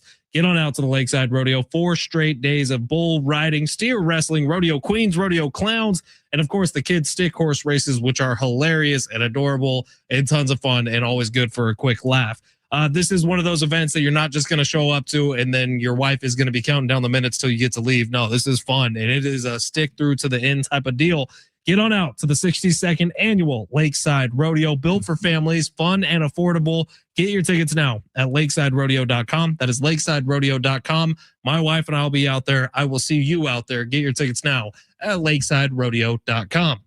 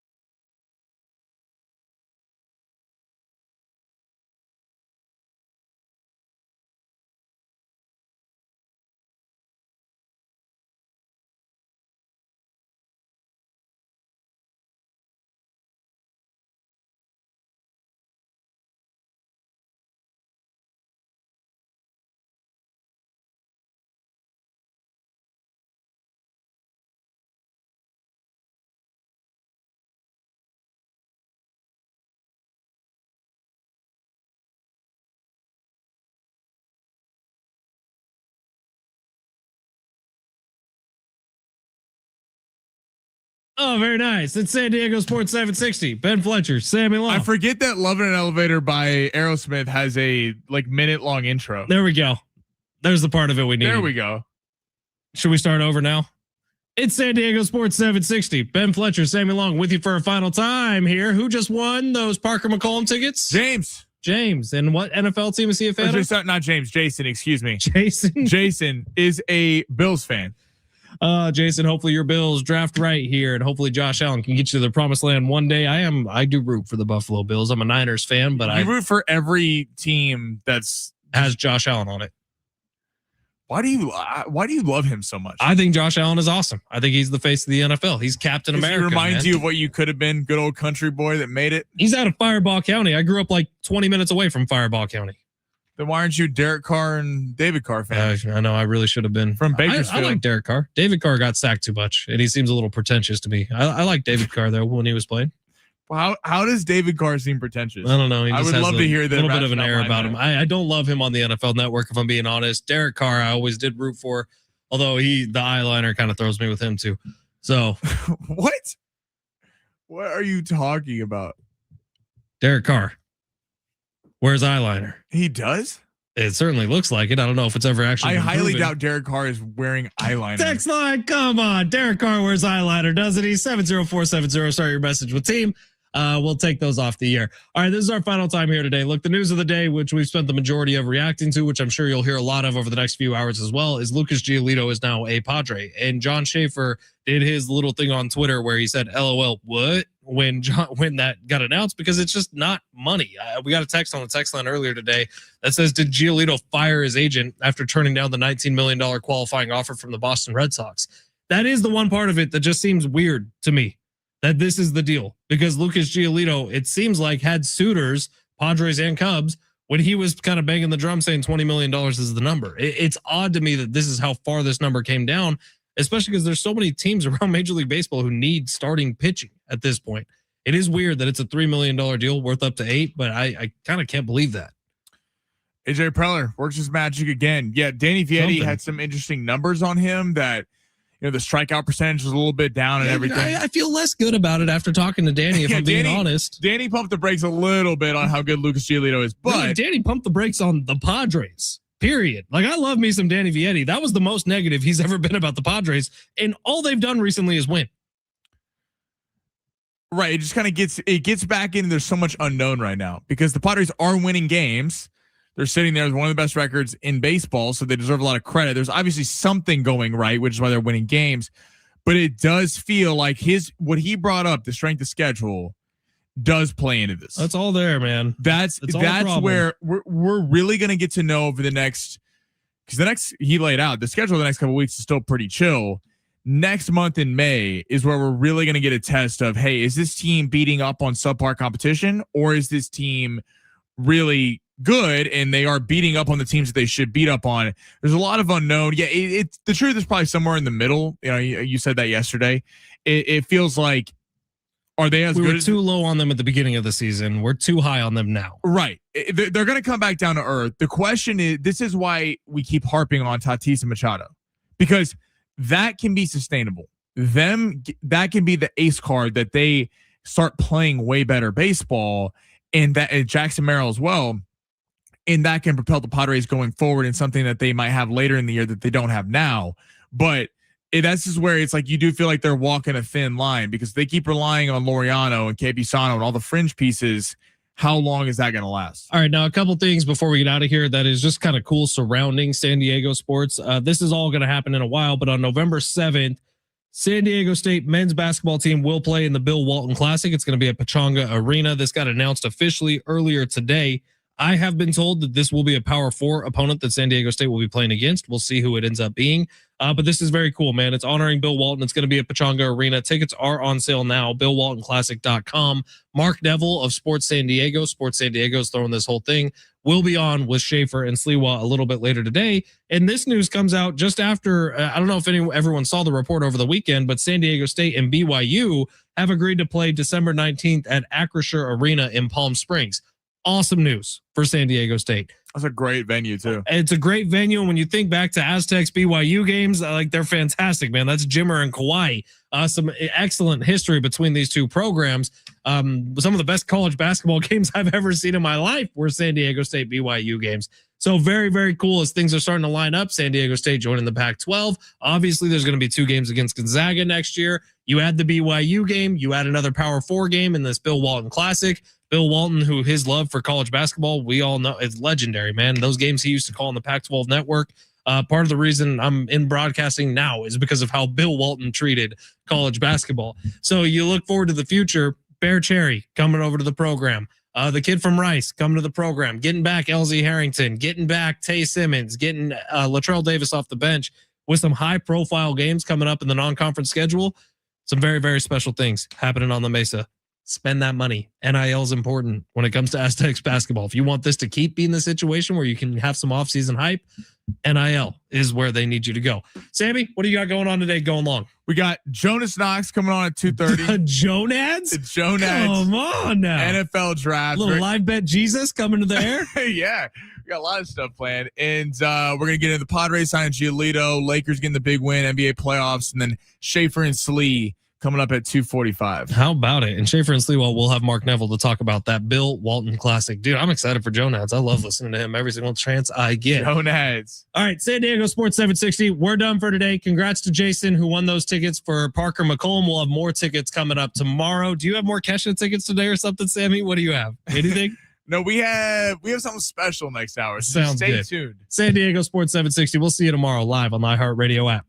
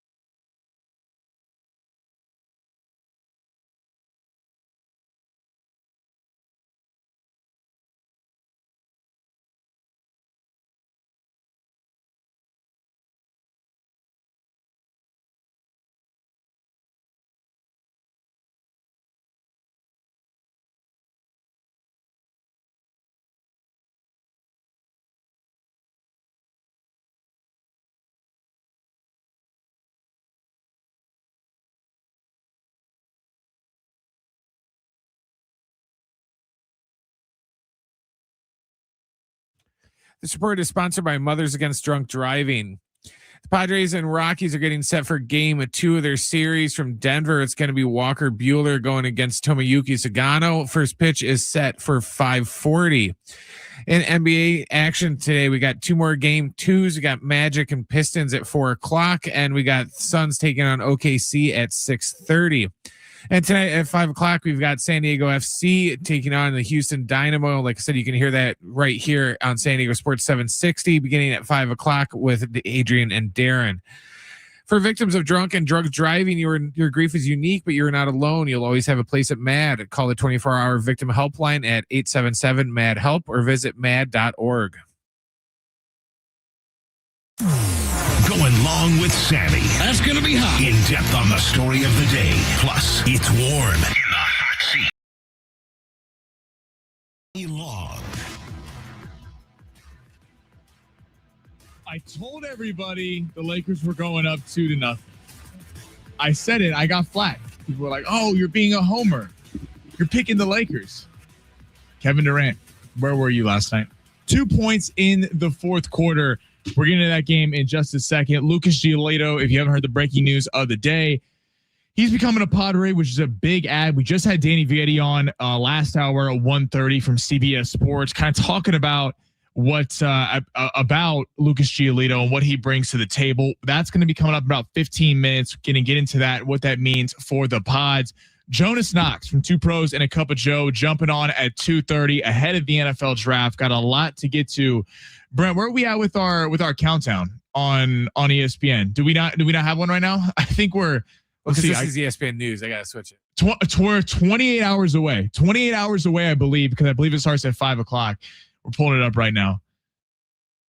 I'm waiting. Yes, 26 hours and 57 minutes from the NFL draft. We're talking to Jonas Knox.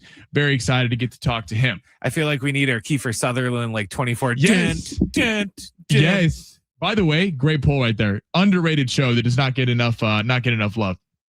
But let's start with the NBA playoffs. Now, the Lakers last night, that was extremely impressive. And if you would have told anyone in Texas, text 70470, start your message with team. If you had told anyone a month and a half ago, the Lakers would be without Luka, without Reeves, against anybody in the playoffs, and they would be up 2-0, we called you crazy. I know I would have, because a constant problem for this team ever since 2020 when they won the championship in the bubble has been depth. The Lakers have not had depth, and that's been the problem, where it goes back to Anthony Davis and LeBron and Reeves, then adding Luka into the picture. This team has never had depth and have consistently been one of the lowest scoring benches in the NBA. And we've kind of heard it for years. You know, LeBron talked about needing a supporting cast. AD, when he was here, about a supporting cast. And I think this group of players, they didn't necessarily trust to start the year, because outside of Luke Kennard, who was an addition at the trade deadline, traded for Gabe Vincent with the Hawks, most of the same guys were here, and they're just getting more opportunities. I don't know that Luka and Reeves and LeBron trusted these guys when early on in the year, when the big three wasn't working. It was a lot of LeBron's turn, then it was Reeves' turn, then it was Luka's turn, and it felt like just an iso ball fest. And they weren't really playing as a team, which is why they couldn't beat good teams for the first half of the season. Then they went on that unbelievable month in March where they were 15-2, beating every good team. And then, of course, goes to that fateful night where they play the Oklahoma City Thunder and Reeves and Doncic get hurt. I think that everyone kind of went out on the Lakers, just kind of like, well, they're going to get destroyed in the first round. And what they did last night, I mean, that was impressive. Think of both in the first 2 games. The Lakers have tried to give the lead up multiple times heading into half. They had a 15-point lead in the second quarter last night, and that was a 3-point game before half. In the first game, it was a 2-point game when the Lakers had a 12-point lead in that second quarter. I mean, looking at the box score here, LeBron was unbelievable. 28, 8, and 7. He was fantastic. DeAndre Ayton, 3 for 8, did not get it done offensively with 6 points, but he completely limited Alperen Şengün. And one of the reasons why a lot of people picked the Houston Rockets going into the series was, how are we going to be able to guard KD, Şengün, and Amen Thompson? Because they have a big 3 in and of themselves. Well, what the Lakers have been able to do with basically just forcing the ball out of Kevin Durant's hands in game 2 and making these guys hit shots. I mean, The Rockets are 29th in adjusted for pace of play in terms of bringing the ball up the floor because they don't have a point guard. And they're bottom tier in 3-point shooting. The Rockets hang their hat on rebounding and playing defense. And JJ Redick deserves, a couple guys deserve all the credit in the world. And I know this is only 2 games in the series. We can see what happens as this gets, we get farther on down the road. But JJ Redick deserves a lot of flowers because he was crushed when he was hired because people go, this guy's never coached a damn AAU team, let alone running the Los Angeles Lakers. And would he be LeBron's puppet because they were podcast partners? And he got crushed last year against the Minnesota Timberwolves when he played starters in that game 3, the entire second half. I mean, that was just unacceptable. He got completely outcoached in the postseason. Well, I think if you told a lot of people heading into the series that JJ Redick will be coaching loops around Ime Udoka, they would have been like, what? Because Ime Udoka, before he got fired in Boston for extracurricular activities, was a really good basketball coach and was kind of building that whole foundation, which they have right now. And I don't understand, if you're the Houston Rockets, why you cannot figure out how to break a press, how to break a double team in the corner. The Lakers are double teaming whoever brings the ball up. And I get that they don't have a point guard.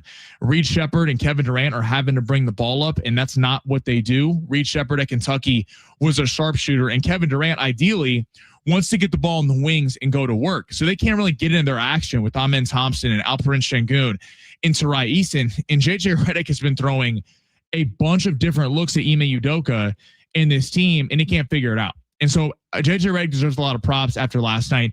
And another guy who a lot of Laker fans bash is Rob Pelinka. Rob Pelinka has gotten crushed ever since he became the GM of the Los Angeles Lakers. Now, a lot of people thought he should have never got the job. He was Kobe Bryant's agent, and there was, remember that narrative that people thought, hey, other GMs are not going to want to deal with Rob Pelinka because he ripped them off in trades when he was repping players over the years. And people have blasted Rob Pelinka, saying it was kind of, just alongside with Genie and the whole Magic dimension when Magic was there. But if we look back at some of these moves, go back to 2022 when the Lakers made the Western Conference Finals. He pulled that D'Angelo Russell trade and Jared Vanderbilt trade out of nowhere and took that team to the Western Conference Finals, which they weren't going to do before they ran into Denver. That team was going to go nowhere. They beat the Memphis Grizzlies, beat the Golden State Warriors. Then we go back fast forward a couple years. Dorian Finney-Smith, who is playing for the Rockets right now, Rob Pelinka was crushed for not signing him last offseason. People are going, you're letting Dorian Finney-Smith walk out the door when you need 3-and-D wing defenders, and you let him go at age 32. And guess what? He's not even playing. He's not even dressing for Houston. They paid him a massive contract with 4 years. And so that's a big win for Rob Pelinka. You pull off the trade at the deadline. Luke Kennard, if the Lakers did not trade Gabe Vincent for Luke Kennard straight up, Gabe Vincent was an abject disaster in a Laker uniform. He was great for the Miami Heat when they went to the NBA Finals and lost to the Denver Nuggets. He shot like 42% from 3, something crazy like that. Was never good with the Los Angeles Lakers. Trades for Luke Kennard. Luke Kennard is a big catalyst for why the Lakers are winning right now. And so a lot of these moves, acquiring Rui Hachimura for not a lot years ago, not that Rui's some great player. And then obviously the Luka Doncic trade, that one, any GM would pick up the phone and go, yes. But I guess you got to give Rob Pelinka some credit for gaslighting Nico Harrison into thinking that the only way they get the deal done is if they build trust themselves. So Rob Pelinka deserves a lot of credit for this roster construction. The series is not done. The series has a lot left, but the fact that the Lakers were able to take the first 2 games in Los Angeles and push this series along down the road, the Rockets have massive problems, puts all the pressure back on them. And even if the Rockets win the next 2 games in Houston, it's 2-2, and we're looking at maybe Austin Reeves coming back per Shams Charania. So massive win for the Lakers last night. Was really exciting seeing that. And then the NBA as a whole, Brian, we were kind of talking about over the last week. The games over the weekend weren't great. And a lot of people kind of summed it up to, okay, the NBA playoffs, there is such a talent disparity from the top to the bottom.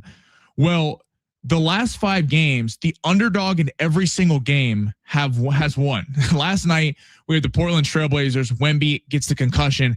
Portland comes back down 14 in the fourth quarter. Tyrese Maxey and the Sixers put on an absolute show against Boston. That spread going in that game was 14.5. and Minnesota pulled the upset along with the Hawks, coming back down 19 Minnesota against Denver, and then the Hawks coming back down 12 against the Knicks the other night. So I think the last couple of days has added a fun dimension to the NBA playoffs in that, you know, the 7 and 8 seeds, although they don't have the talent of some of these top seeds, have NBA All-Stars on them. Like tonight, Paolo Banchero and Franz Wagner are going toe-to-toe with Detroit. We'll see how that series winds up. But it's fun that I think we're getting a little bit more parity this year than in years past, where it has felt like the top seeds really dominate in the first round. We got to wait and see if they can still make it a series. Because, like, you know, if Orlando loses in 5 games and they lose the next 4 by like 10 or 15, then everyone's going to go, oh, they clearly overlooked who were they? Detroit. Brain fart. Yeah, Detroit clearly overlooked Orlando, and right. they were just figured they were just going to walk through them, and they were wrong. My big worry is Wemby's head. Dude, and the concussion, because that was brutal last night. Due to NBA regulations, he has to go like 48 hours without any symptoms before he can play, and he has to go like 24 before he can like participate in like any activities. So that's what it is, 48 without symptoms. Yes. So, I mean, you're looking at, they play Friday. The chance of him playing in that game is next to none. Close. Yeah. Right. He's not playing in that game. I believe they play Sunday again. I'm not 100% sure on that. I'll check it. But I mean, if Portland goes, there is a real chance that the Portland Trailblazers might win the series because they might win Friday night. They outplayed them at the guard spot. I mean, last night, it was fun seeing some unsung heroes. Like the other night with the Knicks against the Hawks, CJ McCollum comes through late. Last night, Scoot Henderson, who was taken number 3 overall in the same draft as Victor Wembanyama, scores 31 points. Advia wasn't even really a factor, and he's the face of the team in the fourth quarter. So when you're looking at these top seeds, and Brent, to your point, you're right. We'll see if the Boston and Detroit and these teams end up running through them. But if you are the Spurs, you got to be worried because you saw what happened when Wemby wasn't there. You have zero front court depth whatsoever, especially defensively. That's a series. If I'm a Sixers fan, I'm sitting there like, damn, if we had Joel Embiid, this would be a completely different series because Tyrese Maxey, VJ Edgecombe, the rookie out of Baylor, was unbelievable last night. You got some veteran players like Andre Drummond and Kelly Oubre rounding that out. And then the Orlando Magic are highlighting the fact that the Detroit Pistons can't shoot the ball. They have no 3-point shooters outside of Kevin Huerter. And whenever Kevin Huerter is on the floor, it really knocks them back defensively. So I do think some of this parity is going to continue versus just, hey, they got one game out of the 7-game series. So looking forward to that. Very excited to see what the NBA brings us tonight.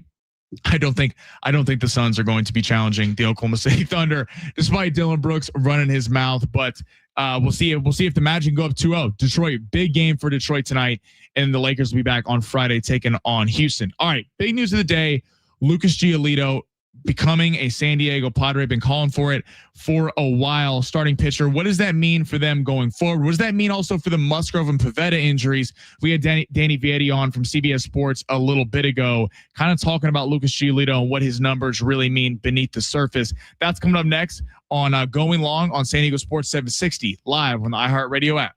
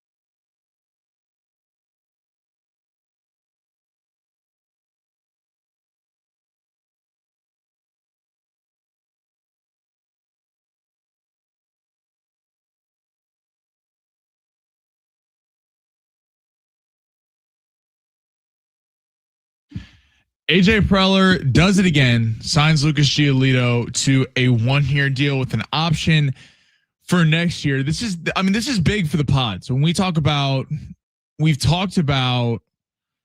the lack of starting pitching depth for a while, but to be fair to the Pods, they've actually played pretty well considering the amount of injuries.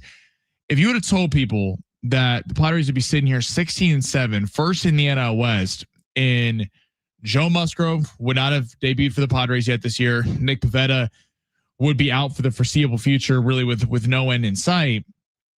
I've been calling for Lucas Giolito, and a lot of people in San Diego have been calling for this guy to get to play, get to be a Padre, because he was the last kind of solid starting pitcher that was holding out. And to Giolito's credit, he held out. The Cubs were interested in him. The Padres were interested in him.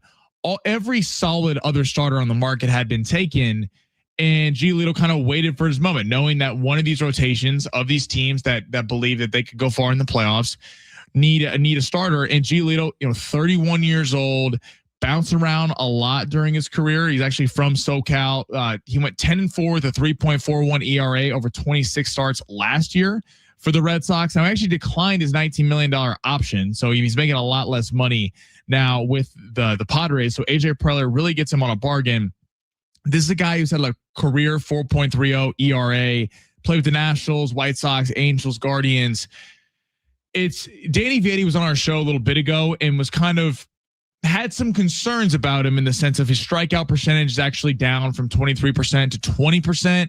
Like there's some underlying metrics there. This guy has had a massive injury history in 2024. But my response to that in regards to the Padres just need arms that they can throw out there right now. The Padres need arms that they can throw out every 5 days and feel comfortable about, because, Randy Vasquez was exceptional. He was absolutely exceptional the other night. And then last night, and you win 1-0. And that's all great that Randy Vasquez is able to get you a win when the Padres aren't hitting. And that has been a concern for the Padres, the fact that the bats aren't there right now. I mean, if I were to tell anyone in San Diego the Padres would be 16-7 and Merrill, Tatis, and Machado would have a combined OPS in the 700s again, and Musgrove and Pivetta are hurt, you're crazy. And it's a testament to the depth that this team has. But Lucas Giolito brings you something that even if he doesn't work out, let's just say he's injured, he's not the same pitcher that he once was. By the way, this is a guy in 2019, 2020, and 2021 all received a few Cy Young votes. So this is a guy that, despite his age at 31, has done it at the highest level. It signifies that the Padres are trying to go all in this season, because Lucas Giolito is a move for right now to stable this rotation until these guys can get back. And in an ideal world that Joe Musgrove comes back and Nick Pivetta comes back and Vasquez keeps doing what he's doing, Michael King keeps doing what he's doing, stays healthy for the entire year. I mean, you're talking about a pretty nasty little 5 going into the postseason if Giolito is one of your back end starters. Because as much as I want to praise Walker Buehler, I want to praise German Marquez for getting it done, because they really have performed a lot better than what I think a lot of people expected when AJ Preller made those signings. And there's a lot of skepticism, because AJ Preller, there's a reason why those guys were free agents. They weren't, high profile guys. Walker Buehler used to be, obviously, but has had a couple massive injuries. I mean, if that's your 5, if you're not relying on Walker Buehler at his advanced age, or German Marquez, a guy who has really been up and down throughout his career, to be getting you wins in the playoffs, I know it's a long ways away, but this Giolito signing is a big deal for the Pods, and I'm excited to see where it takes him in the foreseeable future. He's going to do a couple rehab starts up in Lake Elsinore, but should be back here in the next couple weeks. We have some sound from Bob Nightingale. So Bob Nightingale was talking about what this Giolito signing means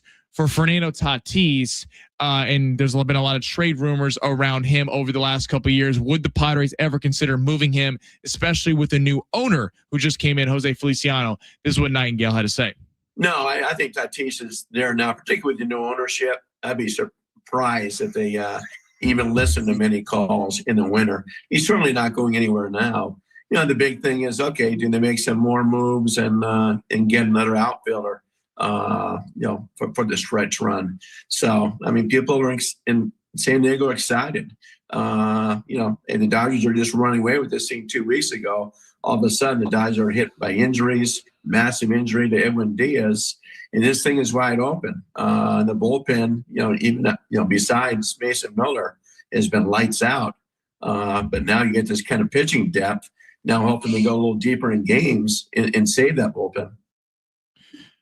I mean, it's hard when we start talking about the division because the Dodgers have been up and down so far to start the year. You just pointed out Edwin Diaz not here for 3 months, so that's a big loss for the Dodgers. Mookie Betts has been out for a while. Freddie Freeman just got back from paternity leave. Blake Snell hasn't even pitched. So the Dodgers do what the Dodgers do. The Dodgers don't try to win the regular season. Dodgers are trying to load manage a lot of their stars to get ready for a postseason run, just like the last 2 years when they had 90 win seasons, when the pre-totals for the Dodgers win total was up in the 110s. I mean, that's how stacked this team could be. But the Padres are right there. And to his point about Tatis staying, and the Giolito signing really shows you that they're, again, all in for this season. Because you wouldn't sign a guy like Lucas Giolito if you were thinking about trading Fernando Tatis, which has been thrown out there before. And honestly, if you were even considering that, I don't understand why you would even consider that now when Tatis isn't hitting the ball well. I know that he's hitting the ball hard. I know people like to remind us that a lot. He didn't sign a $340 million deal to hit the ball hard metrically. He signed a $340 million deal, hit the ball over the wall. So this is the conversation that we continue to keep having with the Padres, that it's fantastic that Padres can win 1-0 last night. They can win 2-1 the other night against the Angels, and that the bullpen, to Nightingale's point, is unbelievable. And the starting pitching has held up a lot better than I think a lot of people give him credit for, and should be even better with the addition of Lucas Giolito, and certainly when Pivetta and Musgrove get back. But Merrill, Machado, and Tatis have to start hitting, because you do wonder when they steps up in competition, because the Padres haven't, when they've stepped up in competition this year, when they played the Tigers, the Giants aren't great, but when they play the Giants, didn't play well, they haven't fared the best. Like, it's great they're beating up on the Rockies. It's great that they're beating up on the Red Sox. Some of these teams, and the Mariners have gotten off to a slow start, haven't exactly had great starts to the year. So we will see how they do moving forward. You do feel like, though, they're taking on the Diamondbacks this weekend, the Cubs next week. If you want to come out on top in both of those series against two very solid teams, Tatis, Machado, and Merrill are going to have to start producing, despite the fact that the bullpen and starting pitching has been money so far this season. Those guys really have to produce down the stretch here. Well, our YouTube is open on San Diego Sports 760. Left on base too often says, "What's cracking, Sammy? What's up, man? Good to hear from you." And our text line, Texas 70470. Start your message with team. All right, coming up next, from Two Pros and a Cup of Joe. Very excited to get to talk to this guy, Jonas Knox, jumping on. Get your questions in for Jonas, talking some NFL draft ahead of tomorrow. A lot of rumors flying around. 6 teams with multiple first-round picks. Got you everything you need to know ahead of the draft tomorrow, so you sound smart at the draft viewing party. Coming up next on Going Long, San Diego Sports 760, live on the iHeartRadio app.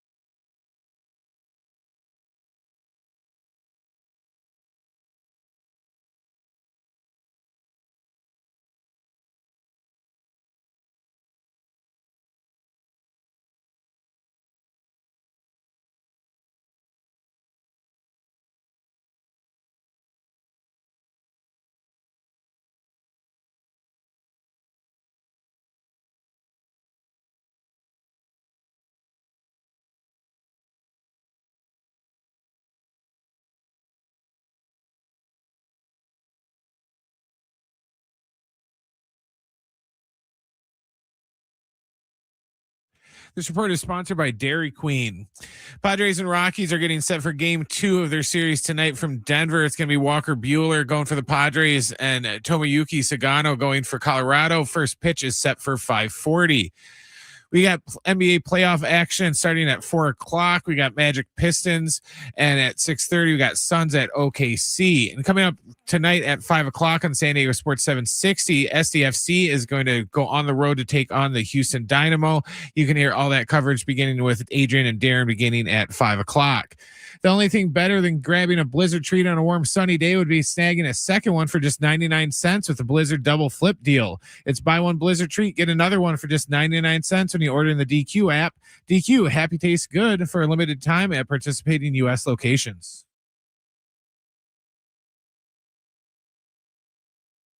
Ain't nothing wrong with a little heat. Getting warm around here. Light the fires, Big Daddy. Who's next in the hot seat?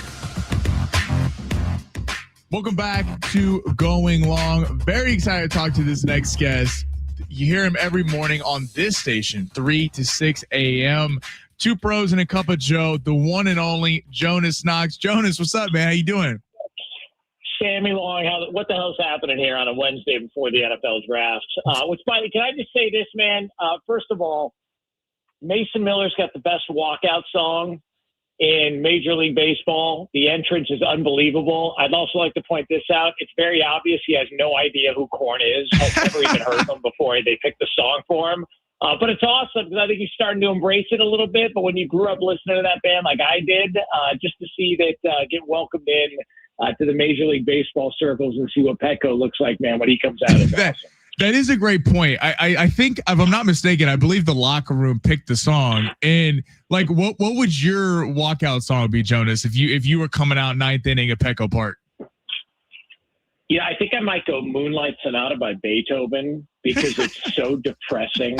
It's just such a and at that point in the game, beer sales are already off.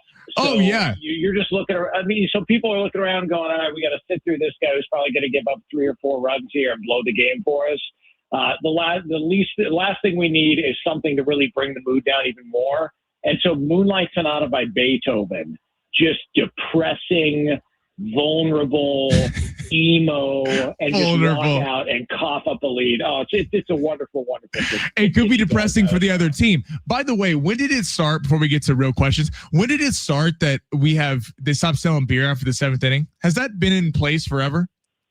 Well, I think, remember there was, when they put the pitch clock in, the stadium started to freak out a little bit because all of a sudden the games were going so much faster that they weren't able to sell as much beer. So I think it was the Astros who were just like, oh, I mean, F it.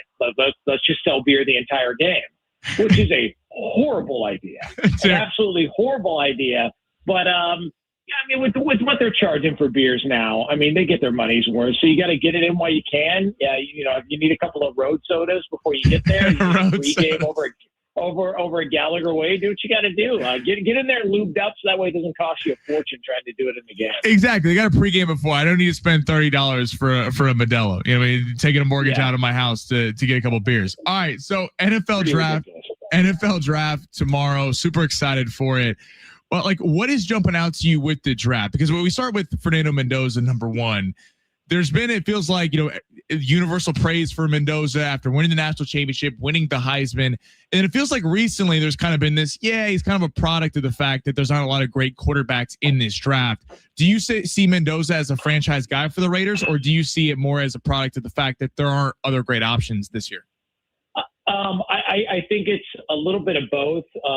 Just in talking to, I was just filling in on AM 570, and I was talking to Vinny Bonsignor, who covers the Raiders, and he was saying that they were ecstatic about him from the jump. Now, would it be different if they were in next year's class because of all the quarterbacks that are there? That's possible. Dante Moore going back, I think, was curious to a lot of people, but it also might be an indictment on how bad the Jets are that he said, I don't want any part of that garbage.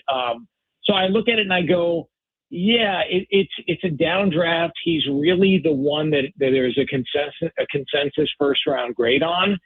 But it is one to watch, man, because next year you're hearing about Arch Manning and CJ Carr and Dante Moore and all of these guys that could be available.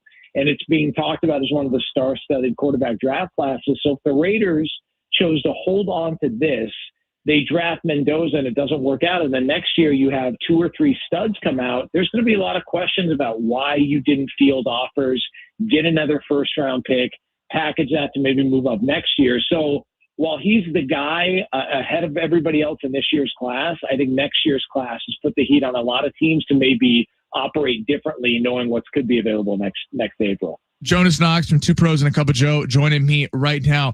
That point you bring up is interesting because Dante Moore obviously did not want to be a New York Jet because he would be going number 2 overall. And Arch Manning, had a good end to the season at Texas and could have elected to come out. There might have been discussion if he should have been the number 1 overall pick. Do you think with NIL, we're going to see more of this going forward, that if players don't like the top of the draft class, they don't want to go somewhere, they'll just stay in college?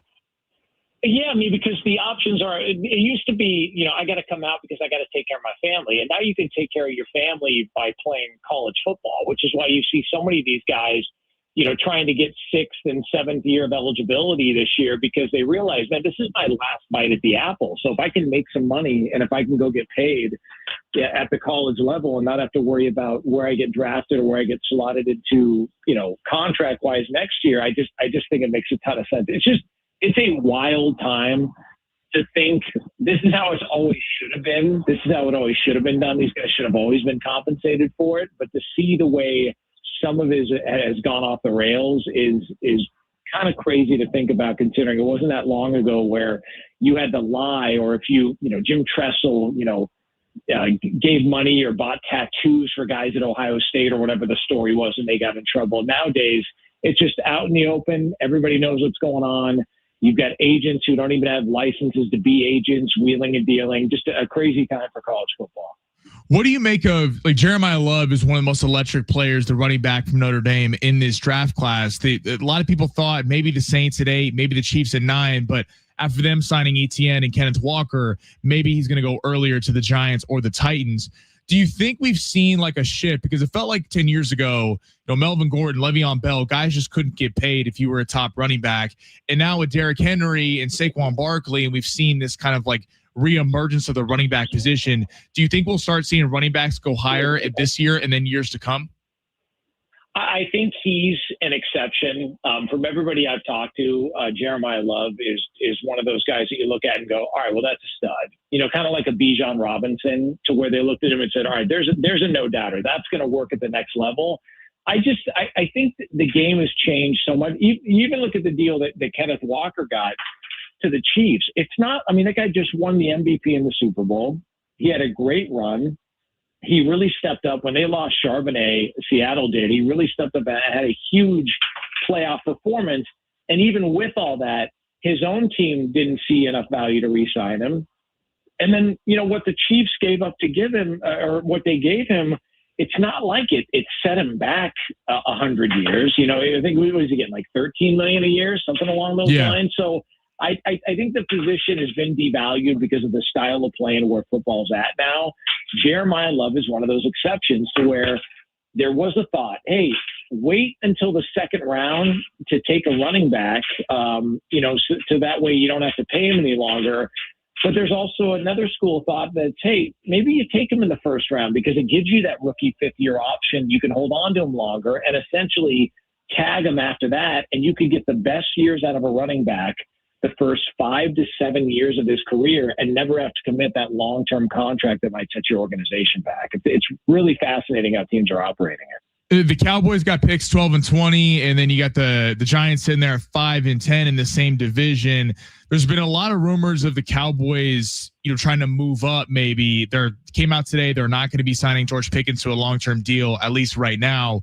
If you're Jerry Jones, I know it's hard to look into Jerry Jones' mind, but would you sit there and just take the best available players, or would you be moving up to try to get your next Micah Parsons at the top of the draft? Well, if I was anybody near Jerry Jones in the war room, I would just kind of nod your head. I would hand him a phone. I'd hand him a phone that doesn't work and make him think he's talking to somebody that he wants, and then make up a story as to why that guy doesn't want to come to Dallas, and then draft who you want to draft. Similar years ago, he wanted Johnny Manziel in 2012, and they had to talk him out of it. And I think they took Zach Martin, and it was the right move because that guy's going to be a Hall of Famer. I think Dallas is in this spot to where no matter what they do, nobody can seem to figure out why you couldn't get a deal done with Micah Parsons. You could get a deal done with CeeDee Lamb. You could get multiple deals done with Dak Prescott. You just got a deal done with Brandon Aubrey. These are all players who I guess deserve to be sticking around. Dak Prescott's had some really good years. He's been much better than a lot of people give him credit for. But the one guy that everybody looks at and says he's potentially the best at his position and somebody who's produced, they screwed it up. I mean, he's out there eating nachos on a training table during a game. That's the typical Dallas story. So Dallas, of course, wants to be in the conversation. Jerry Jones loves being in the conversation. He wants to move up as much as he can. I think they're at a spot to where they've got to hit some home runs in the draft because salary cap wise, you cannot have your top 3 highest paid players be your quarterback and 2 wide receivers. It does not work. And at least with the George Pickens news, it seems like they're going to hold off on trying to give him that long-term deal as of right now. Lastly, the Rams, like Todd McShay came out with a mock draft today, day before, projecting Ty Simpson going 13 to the Rams. They just are extending Matthew Stafford.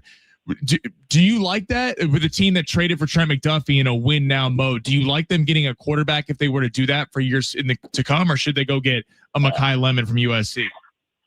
I mean, I don't know if it makes a ton of sense now. I mean, look, based on what you saw from Stafford last year, I don't look at it being like, yeah, this is the end of the road for him. But the guy just won the MVP. And that was coming off an offseason where everybody was talking about his back being a real issue.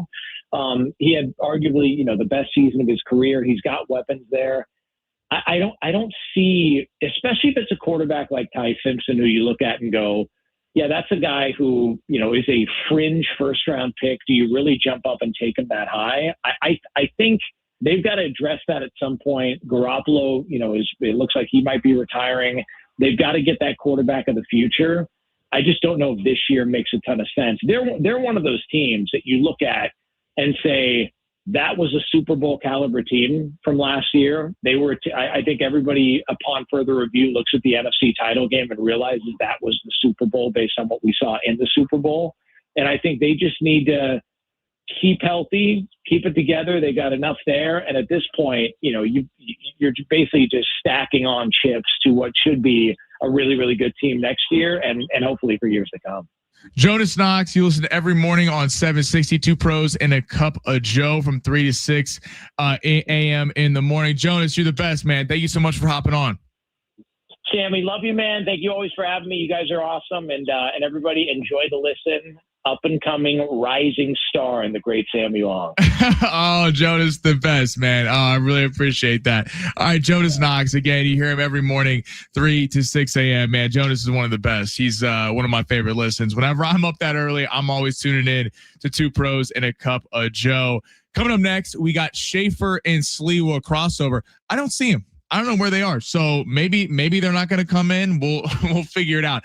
I predicted Schaefer will definitely be here. Sliwa, on the other hand, I don't know. We'll figure it out. That's coming up next on Going Long, San Diego Sports 760, live on the iHeartRadio app.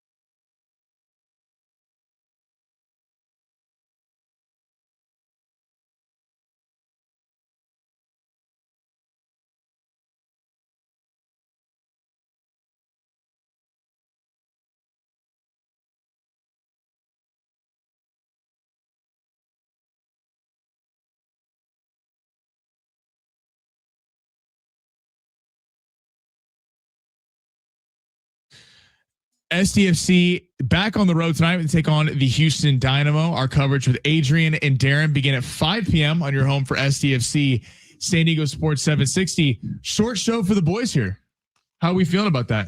Yeah, it's all, it's funny. Sometimes the most newsworthy days are the days where you run 100%. Into a shorter show. That's happened before. Yep. Yeah. Lucas Giolito, obviously today. Dave Roberts calls out the Padres, by the way, last night for whatever reason. Did you see that? I didn't see that. No. Oh my gosh. Yeah, it just went right. Dave Roberts, right all he cares about, he's like, Padres. I know we lost the Giants, but how about the Padres? I literally did not. We did not see this. Looked at every San Diegan about? square in the face and said, "You guys just aren't good enough." I mean, it just so. Yeah, I think. By the way, a guy who lives in San Diego. By the way, yeah, he said, "I don't think anyone is too concerned about the Padres and what they're doing."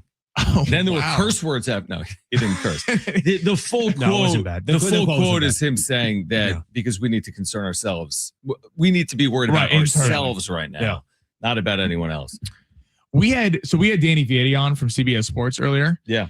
And he was kind of pumping the brakes on the Pods like a little bit and it was interesting because he's usually very pro Padre about kind of talking about the easy schedule they played, Tatis, Merrill, and Machado combining for just over a 700 OPS, which I think has some valid points, but I also do think you get credit for winning ball games. And did you block him? Like, is there a chance that he comes back on the station or no? We love people that instigate. We have David Vassay on a lot, and some people don't like that, some people do, but there's a lot of interaction when guys like that are on.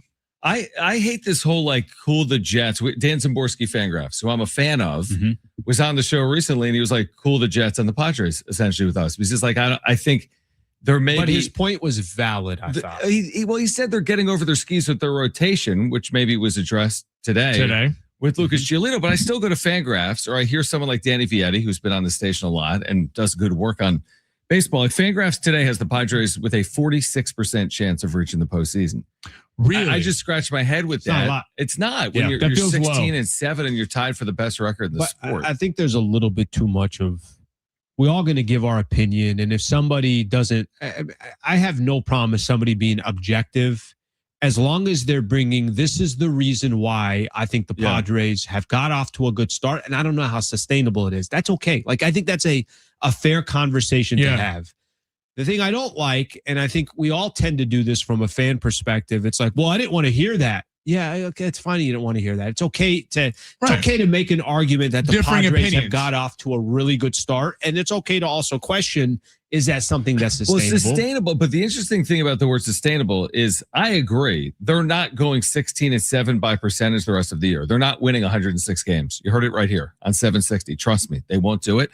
But that doesn't mean they'll do the opposite of what they've done. Right, and be a disaster. And all of a sudden, their 16-7 is countered with, well, they played, 390 baseball. It feels, to that end, it feels like after the first week of the season, week and a half, the Tigers beat them in the series. The Giants coming in after they were awful against the Yankees. We probably got way too low on them. Like this team. I'm with you. Yeah. And then we were questioning Craig Stammen. We're questioning everybody. Everyone. Honestly, It probably wasn't fair considering they were just a week into the season. Then over the last couple of weeks, we're probably a little bit too high on the team. I know that's not some bold prediction, but to your point about Fangraphs, it does feel like just because they're not going to be 16-7 maybe, or like have that kind of 23 game pace, doesn't mean that they're going to fall off the face of a map, because Tatis, Merrill, and these guys, Machado, haven't really gotten going. So you got to figure at some point they're going to get it together. Yeah, I like I don't think there's a Padre fan out here that isn't excited at what's unfolded so far.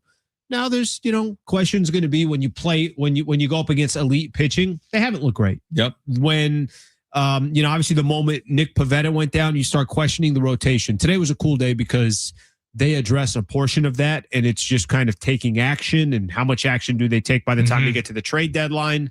It's been a phenomenal season, but I got no issue with anybody saying, hey, is this something they can sustain? And I think you can make that case without saying they're going to crater. I think it's just, hey, are they going to play 500 baseball over a stretch of a month? Sure, that's probably going to happen. That happens to a lot of good teams. They could probably have multiple 500 months and make the playoffs. Of course. Right? I mean, I think last year they played 4 months where they played 500 baseball. They had their start and they had their finish. How many wins are they at if they played 500 the rest of the way? 9 over. Well, if they finish 9 over, you're 86 and 76, right? You go one game over your 86. Do we think it's more about the fact that the division's better? Yeah. That the Diamondbacks are a sneaky good team. You know, the Giants haven't been great. They beat the Dodgers last night. The Rockies are 9-10 against everyone other than the Padres. They're Right. 0-5 against the Padres, 9-10 against the rest of baseball, 2-2 against LA. So, but like to Alan's point there, though, I'm with you. I don't think 16-7 is sustainable. You play 500 forever for the next 140 games. You probably sneak in. I think you probably get in. You're probably in. Now they I think it's clear for them to make any noise come postseason, they really do have to have home field in that wild card. And I know right now they're sitting where they're sitting in the NL West, but I'm just going to assume that the NL West is going to be won by the Dodgers. I'm going to assume that until it's not. Sure. Okay. But if you're going to make the postseason and it is a wild card spot, not having home field last season was the difference of getting a chance to play the Brewers or not play the Brewers. And, you know, that's key. That's important. Those 3 games could be the difference of kind of gaining some momentum and giving yourself a real shot. By the way, last ESPN mock draft has San Diego State's Chris Johnson to the Kansas City Chiefs. Oh, wow. In the first round at 29th overall. Chris can definitely come to the kingdom. Wow. We How will about that? 100% welcome. Final mock draft. Trent at least for the day. I would love that. Trent McDuffie's replacement, Chris Johnson from San cool would Diego that State. What do you boys got coming up today? Mark Neville, Sports San Diego. Okay. On the announcement today, San Diego State's going to play a game at Pachanga. Opponent TBD. Kevin AC, Padres Insider at 4:30. SDFC pregame at 5. Yes, sir. Hell yeah. All right, keep listening. We got Schaefer and Sliwa, and then SDFC. You just heard John say it. Pregame coverage at 5 o'clock. See everybody tomorrow.